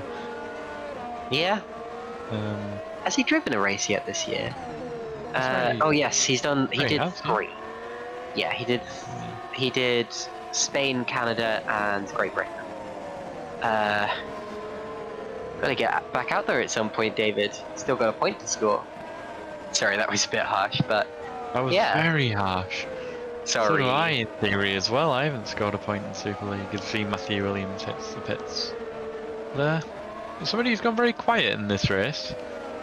Matthew Williams, he's a good driver, that's for sure. Former SL2 champion, but sure. under the radar in this one. former GPWC race winner, of course, or Super League race winner. He won the 2021 Brazilian Grand Prix, where he was rather overshadowed by Stefan Roth, wrapping up the championship on the final lap of that particular race. But yeah, Matthew Williams, he is a Grand Prix winner, and a very, very good driver as well. He's only been in this series for the last 5 races, so he's never done a full season of GPWC Super League. And sorry, I must be mistaken. No, he was 3rd in Brazil. My apologies. No, of course, because Roth won the race, didn't he? Yeah, sorry, my apologies. So he was 3rd in that particular race. That was his 1 podium in Super League, the Brazilian Grand Prix 2021. No, I just got really confused because I knew he was up there. Now here we're seeing Grankvist is going to pass Denahan, right as they're all catching Maguire and Stevens. Look at this, these are the top 4 together on the road now. Grankvist goes through. Well, this is great stuff to watch. It may not necessarily be for the lead of the race or the leading positions, but that's going to be very frustrating for Denahan. You're reeling in the cars ahead of you, you're going, right, I'm going to take the lead, I'm going to take the lead. And then this tiny little blue streak comes flying through. I say tiny, they're all the same size, I don't know what I'm talking about. But this blue streak comes blasting through into 3rd position, and he's like, you pipsqueak, what's going on? But anyway, that's how it happens with the strategies sometimes. And Grankvist is now threatening to challenge Maguire and Stevens as well. And this could actually provide Denahan with the opportunity he needs. Sometimes, if you can stick to the tail of a faster car, you can end up making up positions that you couldn't have done so otherwise, because you can just follow them through. You can use the slipstream, or you can take advantage when the other cars get out of the rhythm, get off the line or whatever, and you can go through. And of course, and I'm very much touching wood as I'm saying it, but of course, if they were to make contact, then that would end up benefiting you as well. Into the chicane we go for another lap, all absolutely nose to tail, and all 3 of these drivers will get DRS. Actually, Maguire was right on the limit there, but into the pits come Stevens and Maguire, so it won't end up mattering. Jan Grankvist once again leads this race, and Matthias Moos is in the pits too. These are these particular drivers' final pit stops of the race. Now we've seen that the undercut is an advantage here today. Will Denahan respond quickly? Will he pit on the very next lap to minimize that disadvantage, or will he try to hang it out? Say, I'm going quickly, let's not waste it. And actually he might well do that, because look, Stevens has come up behind Ruben Machete, and he's battling with Stepkowski, so he might be losing time. Talking of losing time, I feel a bit sorry for Moritz Kropp here. He has not had the best pace in the last stint. His first stint was great, but I'm afraid to say he dropped off a bit since then. But yeah, I have to feel that Denahan's got to pit this lap. He's got to learn from the mistakes he made in the first stint of the race, and then pick up from there. What do you think, Ryan? Yeah, don't forget he went a couple of laps longer as well in that first stint, so his tyres are going to be a bit fresher, but I'm not sure how he's going to react as Maguire gets through on Machete. But I think if he wants to be smart about it, he can do the 16 on soft, probably. Indeed. Now, Americans are running pretty high in the chat right now. I'll ask you guys. Let's just save that for the steward's inquiry and talk about this later. But yeah, I understand full well why Americans are running high here. And I'd also urge you got to watch back the incident a couple of times before you start talking about it like that, because when you see it once, when you're there, you think you've seen it all, but sometimes it's not quite as straightforward. And I would say that to both of you as well, because I think that everyone involved in the incidents today can learn from the incidents that have happened. But I always say that with GPWC. I think we all got a bit of a shock last time out at Singapore with just how poor the driving standards were. And luckily today it's been a little tamer than that, but I think we all need to have a good think about how we go about incidents that have taken place in GPWC and how we respond to them. But I'll let you guys sort that out amongst yourselves. We've got 15 laps of the Japanese Grand Prix still to go, with Tom Stevens chasing down Jukka-Pekka Lalu for now, but realistic racing what will be the stationary car of Jake Dennehan. And what happened there? There's a car running wide. We're about to see a replay. So this is Adam Maguire on the back of Stepkowski. And that is another example of what we saw earlier. Now, I'm not really going to say anything more about that because I think emotions are a bit too high right now, and I don't really want to contribute my honest opinion to that one, but I'm sure you can don't pick get up it. what I put down. Just don't get it. Don't see who thinks that that's a move. Never mind. Indeed. Well, he's now got Ruben Machete for company. And the fastest lap, meanwhile, being set by Owen McGorgy that last time around too. So he's just got back into the top 15. He'll be in the top 10 by the end, and he'll get a point for fastest lap if he's able to keep that. Tom Stevens with the fastest first sector though. I feel like I'm commentating qualifying once again, and hopefully we'll see how that lap ends up. And Crop is dropping. I think we've got... Oh, he's lost his front wing. Oh, look at that. So Moritz, unfortunately, his race goes from good to bad to worse. And we're going to see how that happened. Is he going to skate over the curbs? Yep, there we go. Just as I thought, and wallop into the wall on the right-hand side. That's a very common mistake to make. Those curbs are rather brutal, just like the curbs in turn 1. And he will be kicking himself for that one, because, well, it happens to the best of us, honestly. I feel like we've all done it. Here's Ruben Machete attacking Daniel Stepkowski and lifting off into the braking zone. Now out again towards the start-finish straight. More yellow flags. Hopefully that's not more incidents, but Fournier has made it to the pits. Not quite Moritz Krop, who we're expecting to see him, but he'll be in soon. Ruben Machete now flies through into 9th place ahead of Daniel Stepkowski. Through he goes. And we have 13 laps remaining. Vincent Gutt says that crash is familiar to me. Yeah, like I said, I think I've done it. Getting over the curb there and spinning into the wall. It's the kind of thing that makes you a racing driver.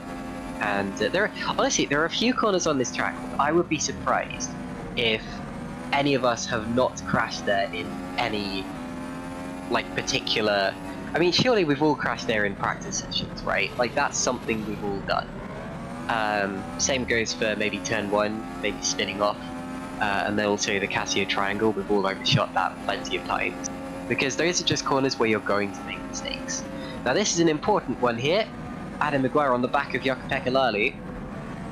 JP will not be inclined to jump out of the way. They're racing for position, and of course Grankvist is potentially racing for a podium if he can keep up the pace. And they're both in, actually, Grankvist and Dennehan.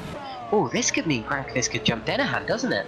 So Grankvist has not gone for a one-stop strategy. He's gone for the two-stop that we expect.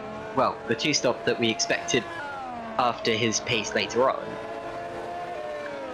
And does he jump Dennehan? Yes, he does. Goodness me, remember guys, Jan Grankvist started 21st in this race, as wide onto the grass in the background was Chris Butcher. So Jan Grankvist, simply through insane pace, has managed to jump Jake Dennehan and take what could end up being a podium position in this race. Now here's a replay of Matthias Moos. He'll go side by side with Stepkowski, and now somehow Stepkowski ends up on the grass, so how does that happen? Ooh! Did they actually touch, or was it close? I'm not sure. I have to see it again. Yeah, see from Stepkowski's point of view, it just looks like Mus comes over a bit early. We're going to see it from on board with Stepkowski. Whoa! Yeah, he does. Whoa. Where's the track? Don't know what the point in that was. Szymon Frelik says he doesn't think it's going to rain. No, it doesn't look like it, does it? He said it was in about 45 minutes time, about 45 minutes ago, so it might not be coming at all at this point. Josh Downard says, I think I've crashed at every single corner on this track. Yeah, I think that makes two of us here. If you're not crashing, you're not trying, especially absolutely. in practice. It's the Gilles Villeneuve technique. You've got to find the limit by going over it. So there you go. Aviation Chad says Jan P21 to first. Well, I tell you what, he's doing a darn good job of it, isn't he? Here they go down the straight. Grankvist goes straight past his teammate. Does Denahan follow him through? Yes, he does. So Malu not able to split the two of them. That's going to be a cracker of a race to the end. And as expected, Denahan does come out behind Stevens and Maguire. It looks set to be a Tom Stevens victory in this race, ending his championship lead. He's got Adam Maguire behind him for comfort, but Grankvist and Denahan, oh look at that, Grankvist and Denahan are both on soft tyres in the late stages. Now that's why they left their pit stops so late, because they've set themselves up for a very fast final stint. But is it going to be fast enough? Maguire will now be tasked with fending off or defending like a lion, as a certain Fernando Alonso would say. And it's all up to Grankvist and Denahan to make those moves, which they might be able to do in the fight for the podium. And I think I was a bit quick to state there that Tom Stevens was set to win this race. I still think he's definitely the favourite at this point, but I wouldn't put anything past Grankvist and Denahan at this point. Goodness me, Grankvist really could still challenge this win, couldn't he? Look at the pace that he's showing. He's almost on the back of Maguire again. Could you imagine if he won his first GPVWC Super League race from P21 on the grid? At Suzuka too, of all places. I think it might just happen. Sorry, I'm getting really far ahead of myself, but look at this! He flies! Flies straight past Adam Maguire! He's into second place! He's got 3 seconds to gain on Tom Stevens in 10 laps! He can do this, Ryan! He can do it! I hope his tyres fall off a cliff, because my driver is leading the race. But yeah, he's looking rapid. Let's and that's completely true, of course. Also make the move. We've got to keep in mind that these drivers that we're talking about also have to pass Thomas Schwab, Stefan Rohr and Zolt Schukes up ahead of them. And we're getting to that stage of the race where we have to see the order as we see it, as the net order. Those guys have all one stopped, right? Is that? Yeah. And we're not expecting them to stop again. Rohr and Vaca have been together all race, just in that same order, haven't switched. So those guys are still up there. The only reason I'm not really... Oh, actually, sorry. I was going to say the only reason I wasn't considering for a win is because I thought they dropped off the pace a bit. But Thomas Schwab is setting his personal... He set his personal best lap of the race last time, right? They're still in the 132s. I think last lap he didn't seem to lose much to Stevens. And it's not as fast as Grankvist, that's for sure. It's nowhere near as fast as Grankvist. No. And there is Denahan now making the move on Adam Maguire. So Denahan is up to 6th, which might end up being 3rd in the race, depending on how this goes. Tom Stevens is on the back of Zolt Schukes. This should be relatively easy. Here he goes to the inside. No disrespect to Zolt, but he is on much older tyres. Through goes Tom Stevens. This is going to be a very tense final 10 laps. And if you had to place a bet on a driver at this point in time, you've got to say it's between Wok, Stevens and Grankvist. I told you to watch for Wok. I said P11. He could be on for a podium here, which would be a great result for him. Until about 10 laps ago, I thought Grankvist was aiming for about P5. This is awesome stuff from him, and this has all come from his pace in the late second stint. He has been absolutely electric around this circuit, but he's got to make these moves quickly. He's got to make these moves quickly. He's got Zolt Schukes ahead of him. Every split second he spends behind him will be a chunk of time lost. Through they go, through 220 yards. This could be an overtaking opportunity, providing it's not this time around, but he has so much more speed. Out of the spoon curve they go. Vok and Rohr are in the 132s. Schukes is in the 132s. Stevens in the 131s. Jan Grankvist the 129s. That is how much faster he is at this point in time. That is genuine pace. He'll lose some of that pace on this lap because he's still got to pass Zolt Schukes, but he's going to do it down to turn 1, surely. He's so Out to the slow, final for corner sure. they go for this lap.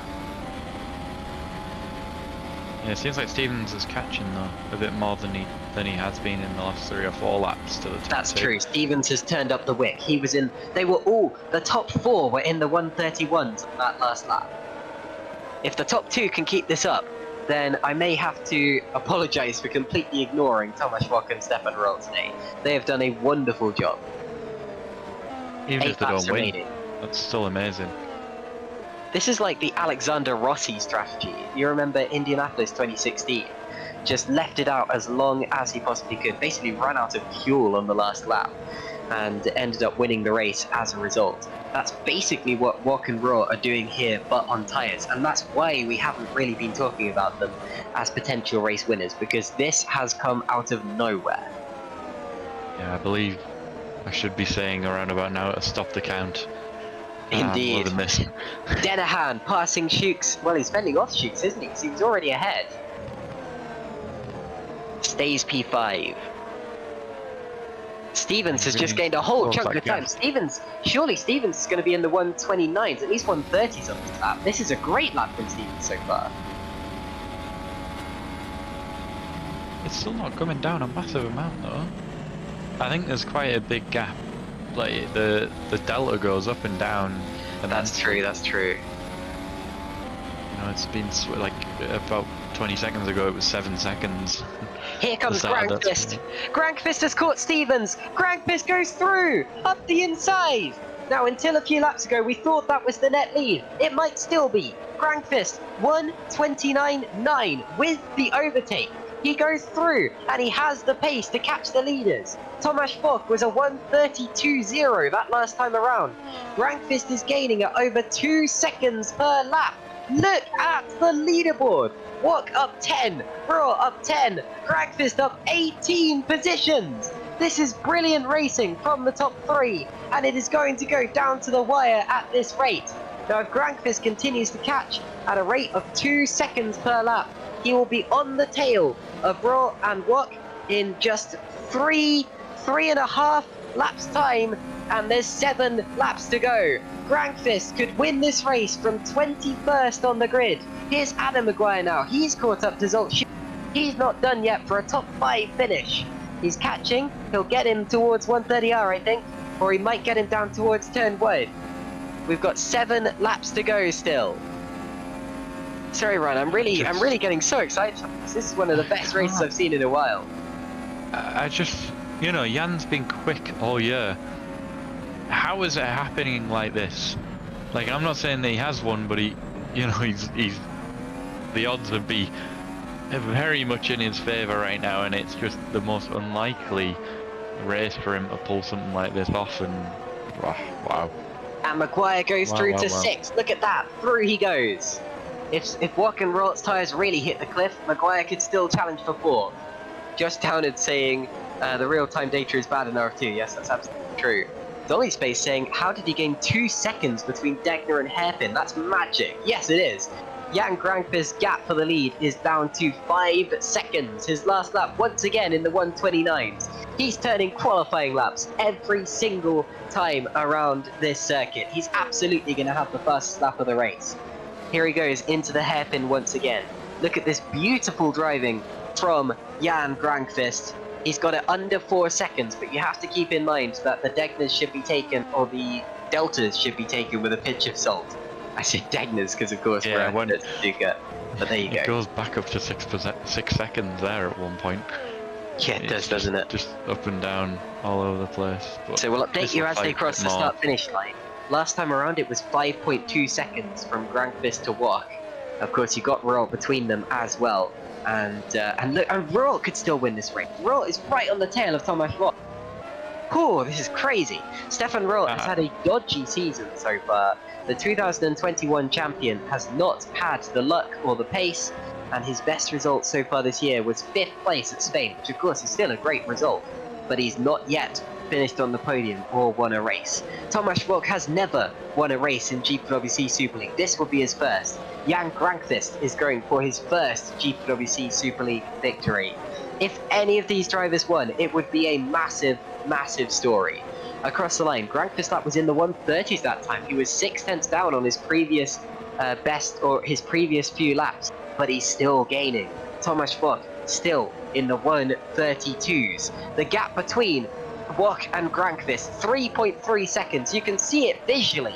The gap between Wok and Roll, 0.58 seconds as they cross the line. We've got five laps to go, and Ruben Machete retires from the top 10. Oh, that's gutting for Ruben. We're going to see a replay of this incident.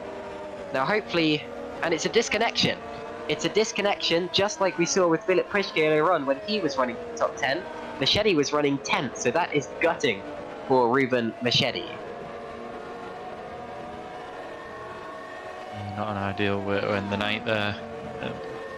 Weird that we're seeing a few disconnects, but looking at Rual, I think the worst thing that Stefan can do is make the move on Vlach, and I know that sounds so biased, but the second he goes for an overtake and they just lose all that time to Granquist, I think he needs to just sit behind and wait until the very last second if he wants to make the move, but he's thinking against it. They're holding each other up. Granqvist is coming. His last lap was over a second faster than Wok's once again. The gap between Wok and Granqvist is 2.3 seconds. The gap between the top two was 4 tenths of a second. Across the line they go again. There's Butcher fighting with Stepkovsky, which will now be the last step of the top 10. The last position in the top 10, so 10th position in English, but there you go. We've got 4 laps to go, including... Sorry, 5 laps, including the one that we're on, because it's 49, 50, yeah, etc. So, this lap and then 4 more. And there you see the intervals. It's really coming down. I have no idea how this race managed to play out like this. I think that so many people got their strategies slightly wrong, or predicted it in a different way to how it ended up playing out, that we've just ended up with this completely incomprehensible end to the race. Ryan, do you reckon the rain played into this? Do you reckon some drivers were banking on rain happening? I really doubt it, to be honest. It didn't look like it was going to be long enough on any of the forecasts, so I don't think people would have changed the setups or anything expecting a lot of rain. And then if Granqvist gets them, you have the question of where Stevens and Dennehan are going to finish too. Stevens and Dennehan are separated by about a second. They could have a fight for basically for the championship lead here. This is great stuff in the late stages. You couldn't have written this script. I know, it's crazy. You've got a fantastic... Sorry, Granqvist has DRS! Granqvist has DRS from Roll going onto the lap. Yeah, it's under a second now. And McGorgy's going to be in the top 10, look, around the outside of Chris Butcher. Oh, no, there's not! There's contact and into the wall heavily goes Chris Butcher. He loses his front wing, he might be out of the race. We're going to see a replay of that pretty much instantly. Great camera work from Szymon Frelik here. So here's what happened from on board with Owen McGorgy's car. He's going to go for the move. He goes to the outside line, and they lock wheels midway through turn 1. And there's the collision. I think we'd have to see it from a bit further back on board with Chris Butcher to see just how that all started. Off. But here we go. Can we see it from the forward angle? Here. Ooh. Well, McGorgy was fully ahead, but you have to say.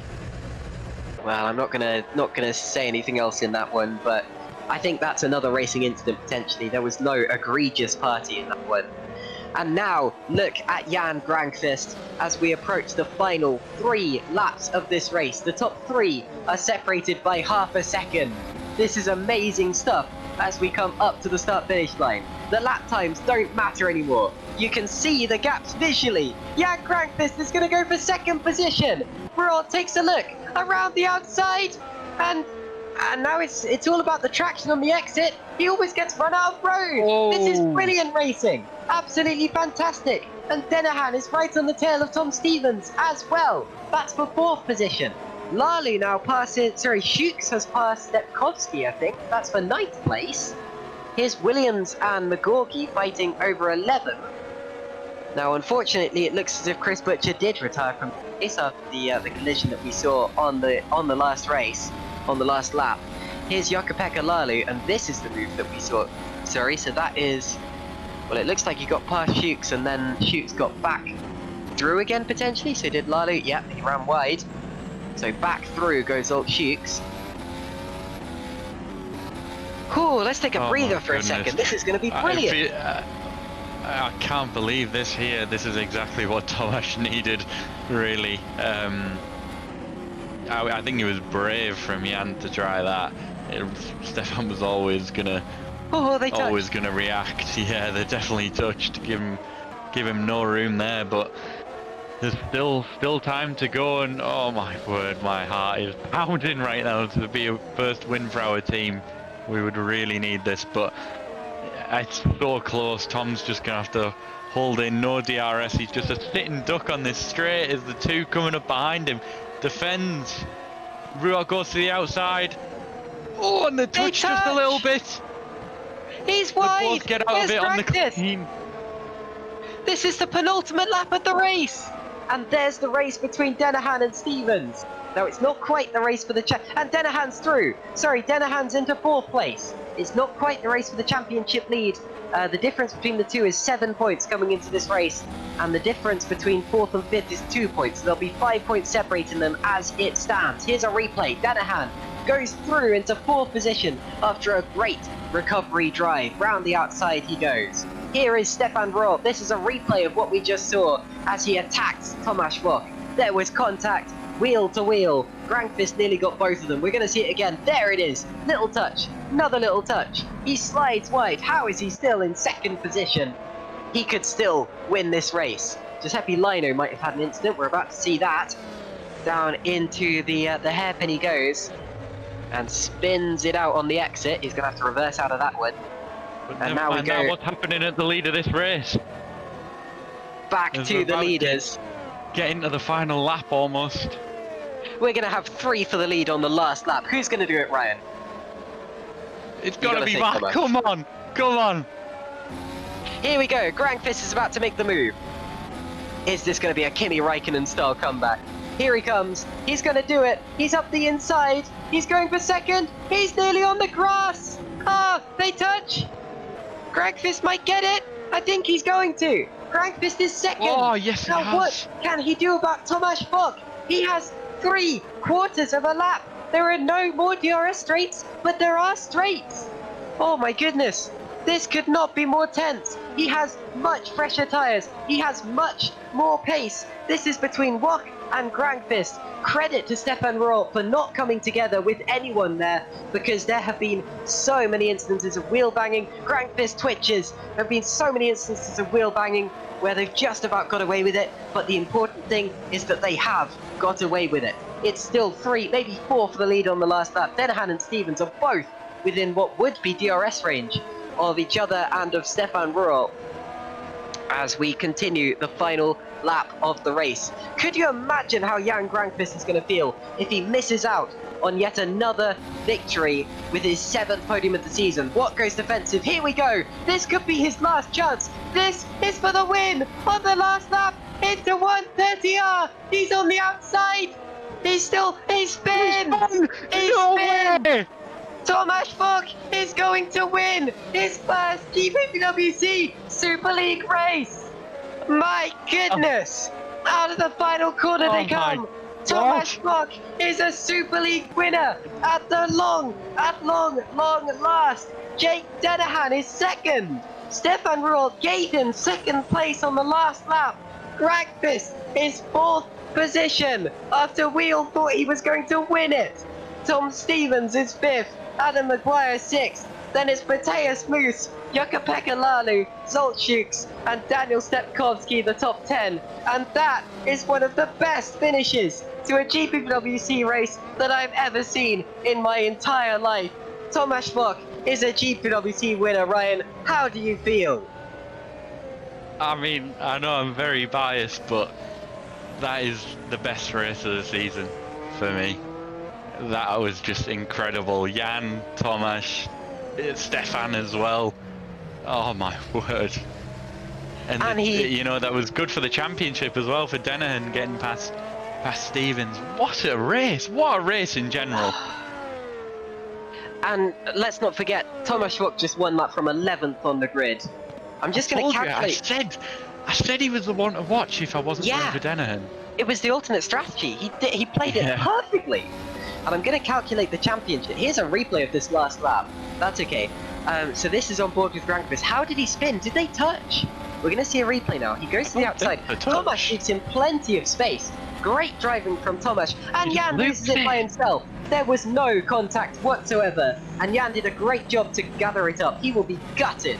Raw gives the place up to Jake. Great thinking from Raw as well.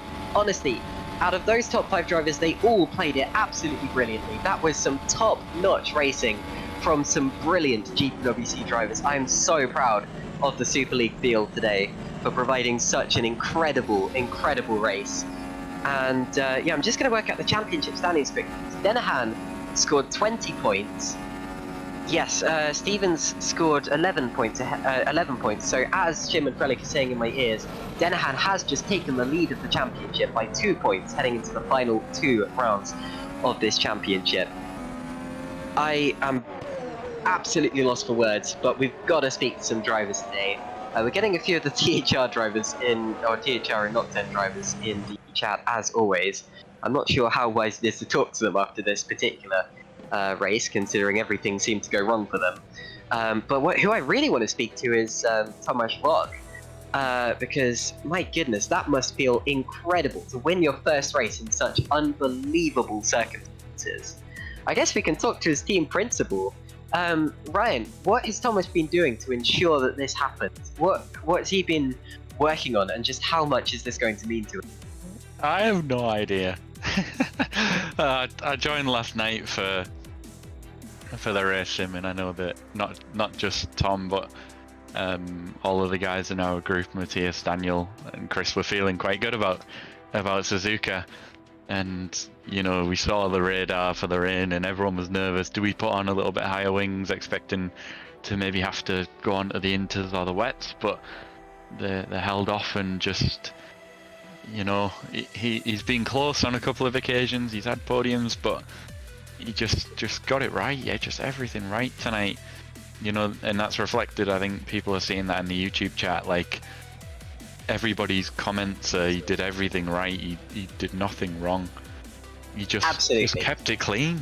And you know, there was a little bit of hip and shoulder with Stefan, but nothing aggressive or particularly bad from either driver. It was just good racing. Absolutely, and the best thing is that I can't fault any of the top 5 drivers in that race. The top 5 drivers there drove as well as I've ever seen them race. And honestly, all of them did enough to win. Like, all of them should have won that race. On any other day, any of those 5 would have been the race winner. I think Tomasz Vlog, unbelievable strategy. Jake Dennehan, great recovery. He got forced off the road by a couple of fighting cars, remember? Don't forget, he's had to recover from that. Stefan Rohr, brilliant heads-up thinking at the end to give that place to Jake, and an amazing strategy as well.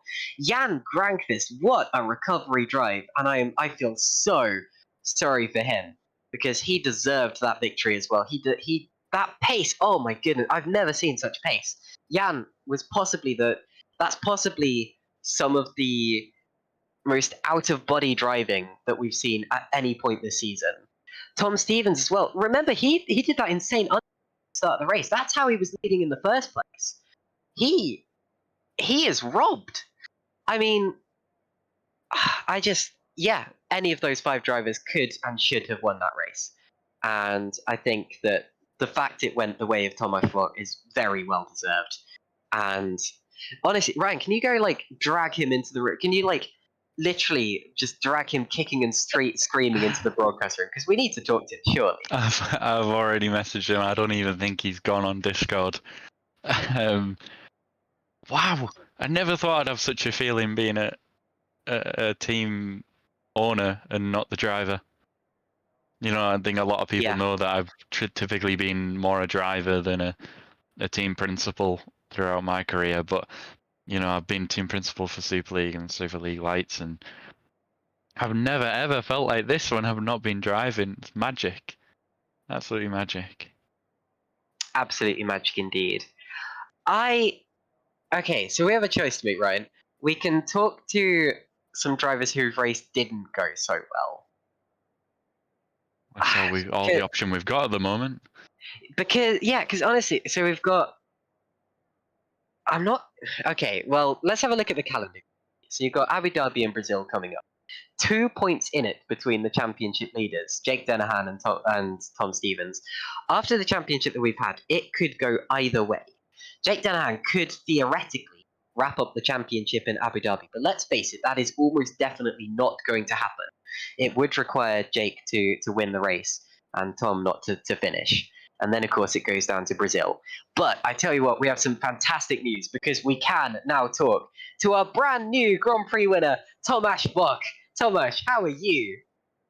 Finally. Fantastic. I didn't expect this win. Absolutely crazy. I was for the whole race. I was thinking I'm fighting with Stefan for like P6, P5 at the end. Yeah. I didn't expect this. We thought the same thing. It wasn't until about 15 laps from the end I even started to consider you for a podium. Sorry, God. I'm using up my voice here. Yeah. It didn't look like you were even on for a podium until about 15 laps from the end. It was about 8 laps from the end we considered you for the win. Where did you come from? How did you do it? I was expecting that the strategy would be strong starting on P11, but not that strong. Definitely traffic helped me massively. Yeah, but 8 laps to go. Yeah, I was scared like hell for sure. But I'm very proud. Finally, please talk us through those last 8 laps. Yeah, I made it good with 7 push-to-pass for the last laps. I had just enough for to defend until the last lap. Then on the few corners to go, I have no push-to-pass anymore. I was very close with Jan. I'm sorry that he spun. I hope it was enough clean and he had enough space, but definitely it was on the limit. But yeah, you left him lots of space. Yeah, we watched it back. He just lost it on his own. But anyway, need to be happy with the performance. Yeah, just happy to achieve this with Ryan and with Daniel as our team. We've been driving together for a few years now. I think it's quite unique in the Super League to have such a team with the same squad for a few years. So I'm very happy to achieve that way. Nearly 3 full seasons of only Daniel and Tomasz driving as well, which is something I don't think anybody. I think the Bok brothers were like that for a while as well, actually. But it's been good. I remember round 1. First year Tomasz and Daniel, in the back end of the top 20, and now look at us. We had a good year last year, difficult year this year, but it's all coming together, and Tom's finally done it. Done it for the team. Feels great. Worth it to suffer for many races. Yeah, and you'll be glad to know that I actually said that you were my long shot for this race. Yeah. I actually did predict that you would be one to watch in this race, and you proved me right. So thank you. And I also have to say, I don't know how much this matters to you, but you've just jumped from 8th in the championship to 4th. So that's quite something as well. And yeah, honestly, wow. I can't really say anything else to that. But congratulations, Tomasz. Amazing clean racing and a very well-deserved first win. That's been in the works since Monaco last year. Congratulations. Thank you very much. So, we can now talk to another driver who I am insanely proud of for that particular race, Jan Grankvist. Now, I know it didn't particularly go your way in the end, Jan, but you can be so proud of yourself for that race. That was unbelievable driving. How do you feel? Yeah, thanks there, Caitlin. Man, I don't know what to say. Like, so many thoughts are in my head right now. Like, I can't lie. I feel unbelievably disappointed with that. That was so bad into 130R from me. Like, I just can't live with that. But I don't blame you, Jan. But honestly, what I'm really shocked about is your pace at the end of the second stint and the whole of your third stint. Because doing 129s, like lap after lap after lap in those conditions, no one else did that. No one else even got close. You were by far the fastest driver out there today. And this was consistent too. Where did that pace come from? How were you so good?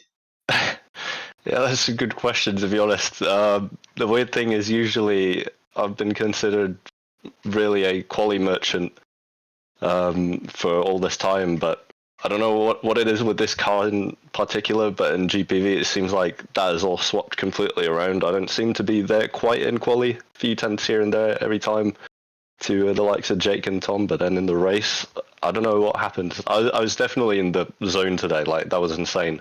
The two soft stints that I did, they were just felt like nothing could go wrong.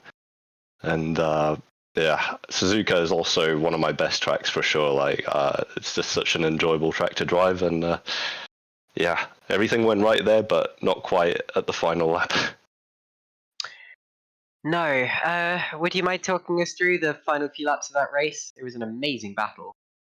Yeah, it got really tight there with Stefan. Obviously, he was, I don't know, was he trying to defend from me or try to attack Thomas there at the end? But either way, it worked out really well. Yeah, sort of both. But it worked out really well for Thomas at first. I did get eventually past Stefan, but he managed to cost me such severe push to pass debt that I didn't really have anything left for Thomas there. I only had that 3 seconds, which is why I was the only time that I could have gone past him was around 130R. And yeah, then that happened. The car with no fuel, obviously just really sketchy on the rear at that point of the race. I'd driven the rear tires completely dead at that point. So it doesn't really surprise me that I lost it that easily, but still, it does hurt.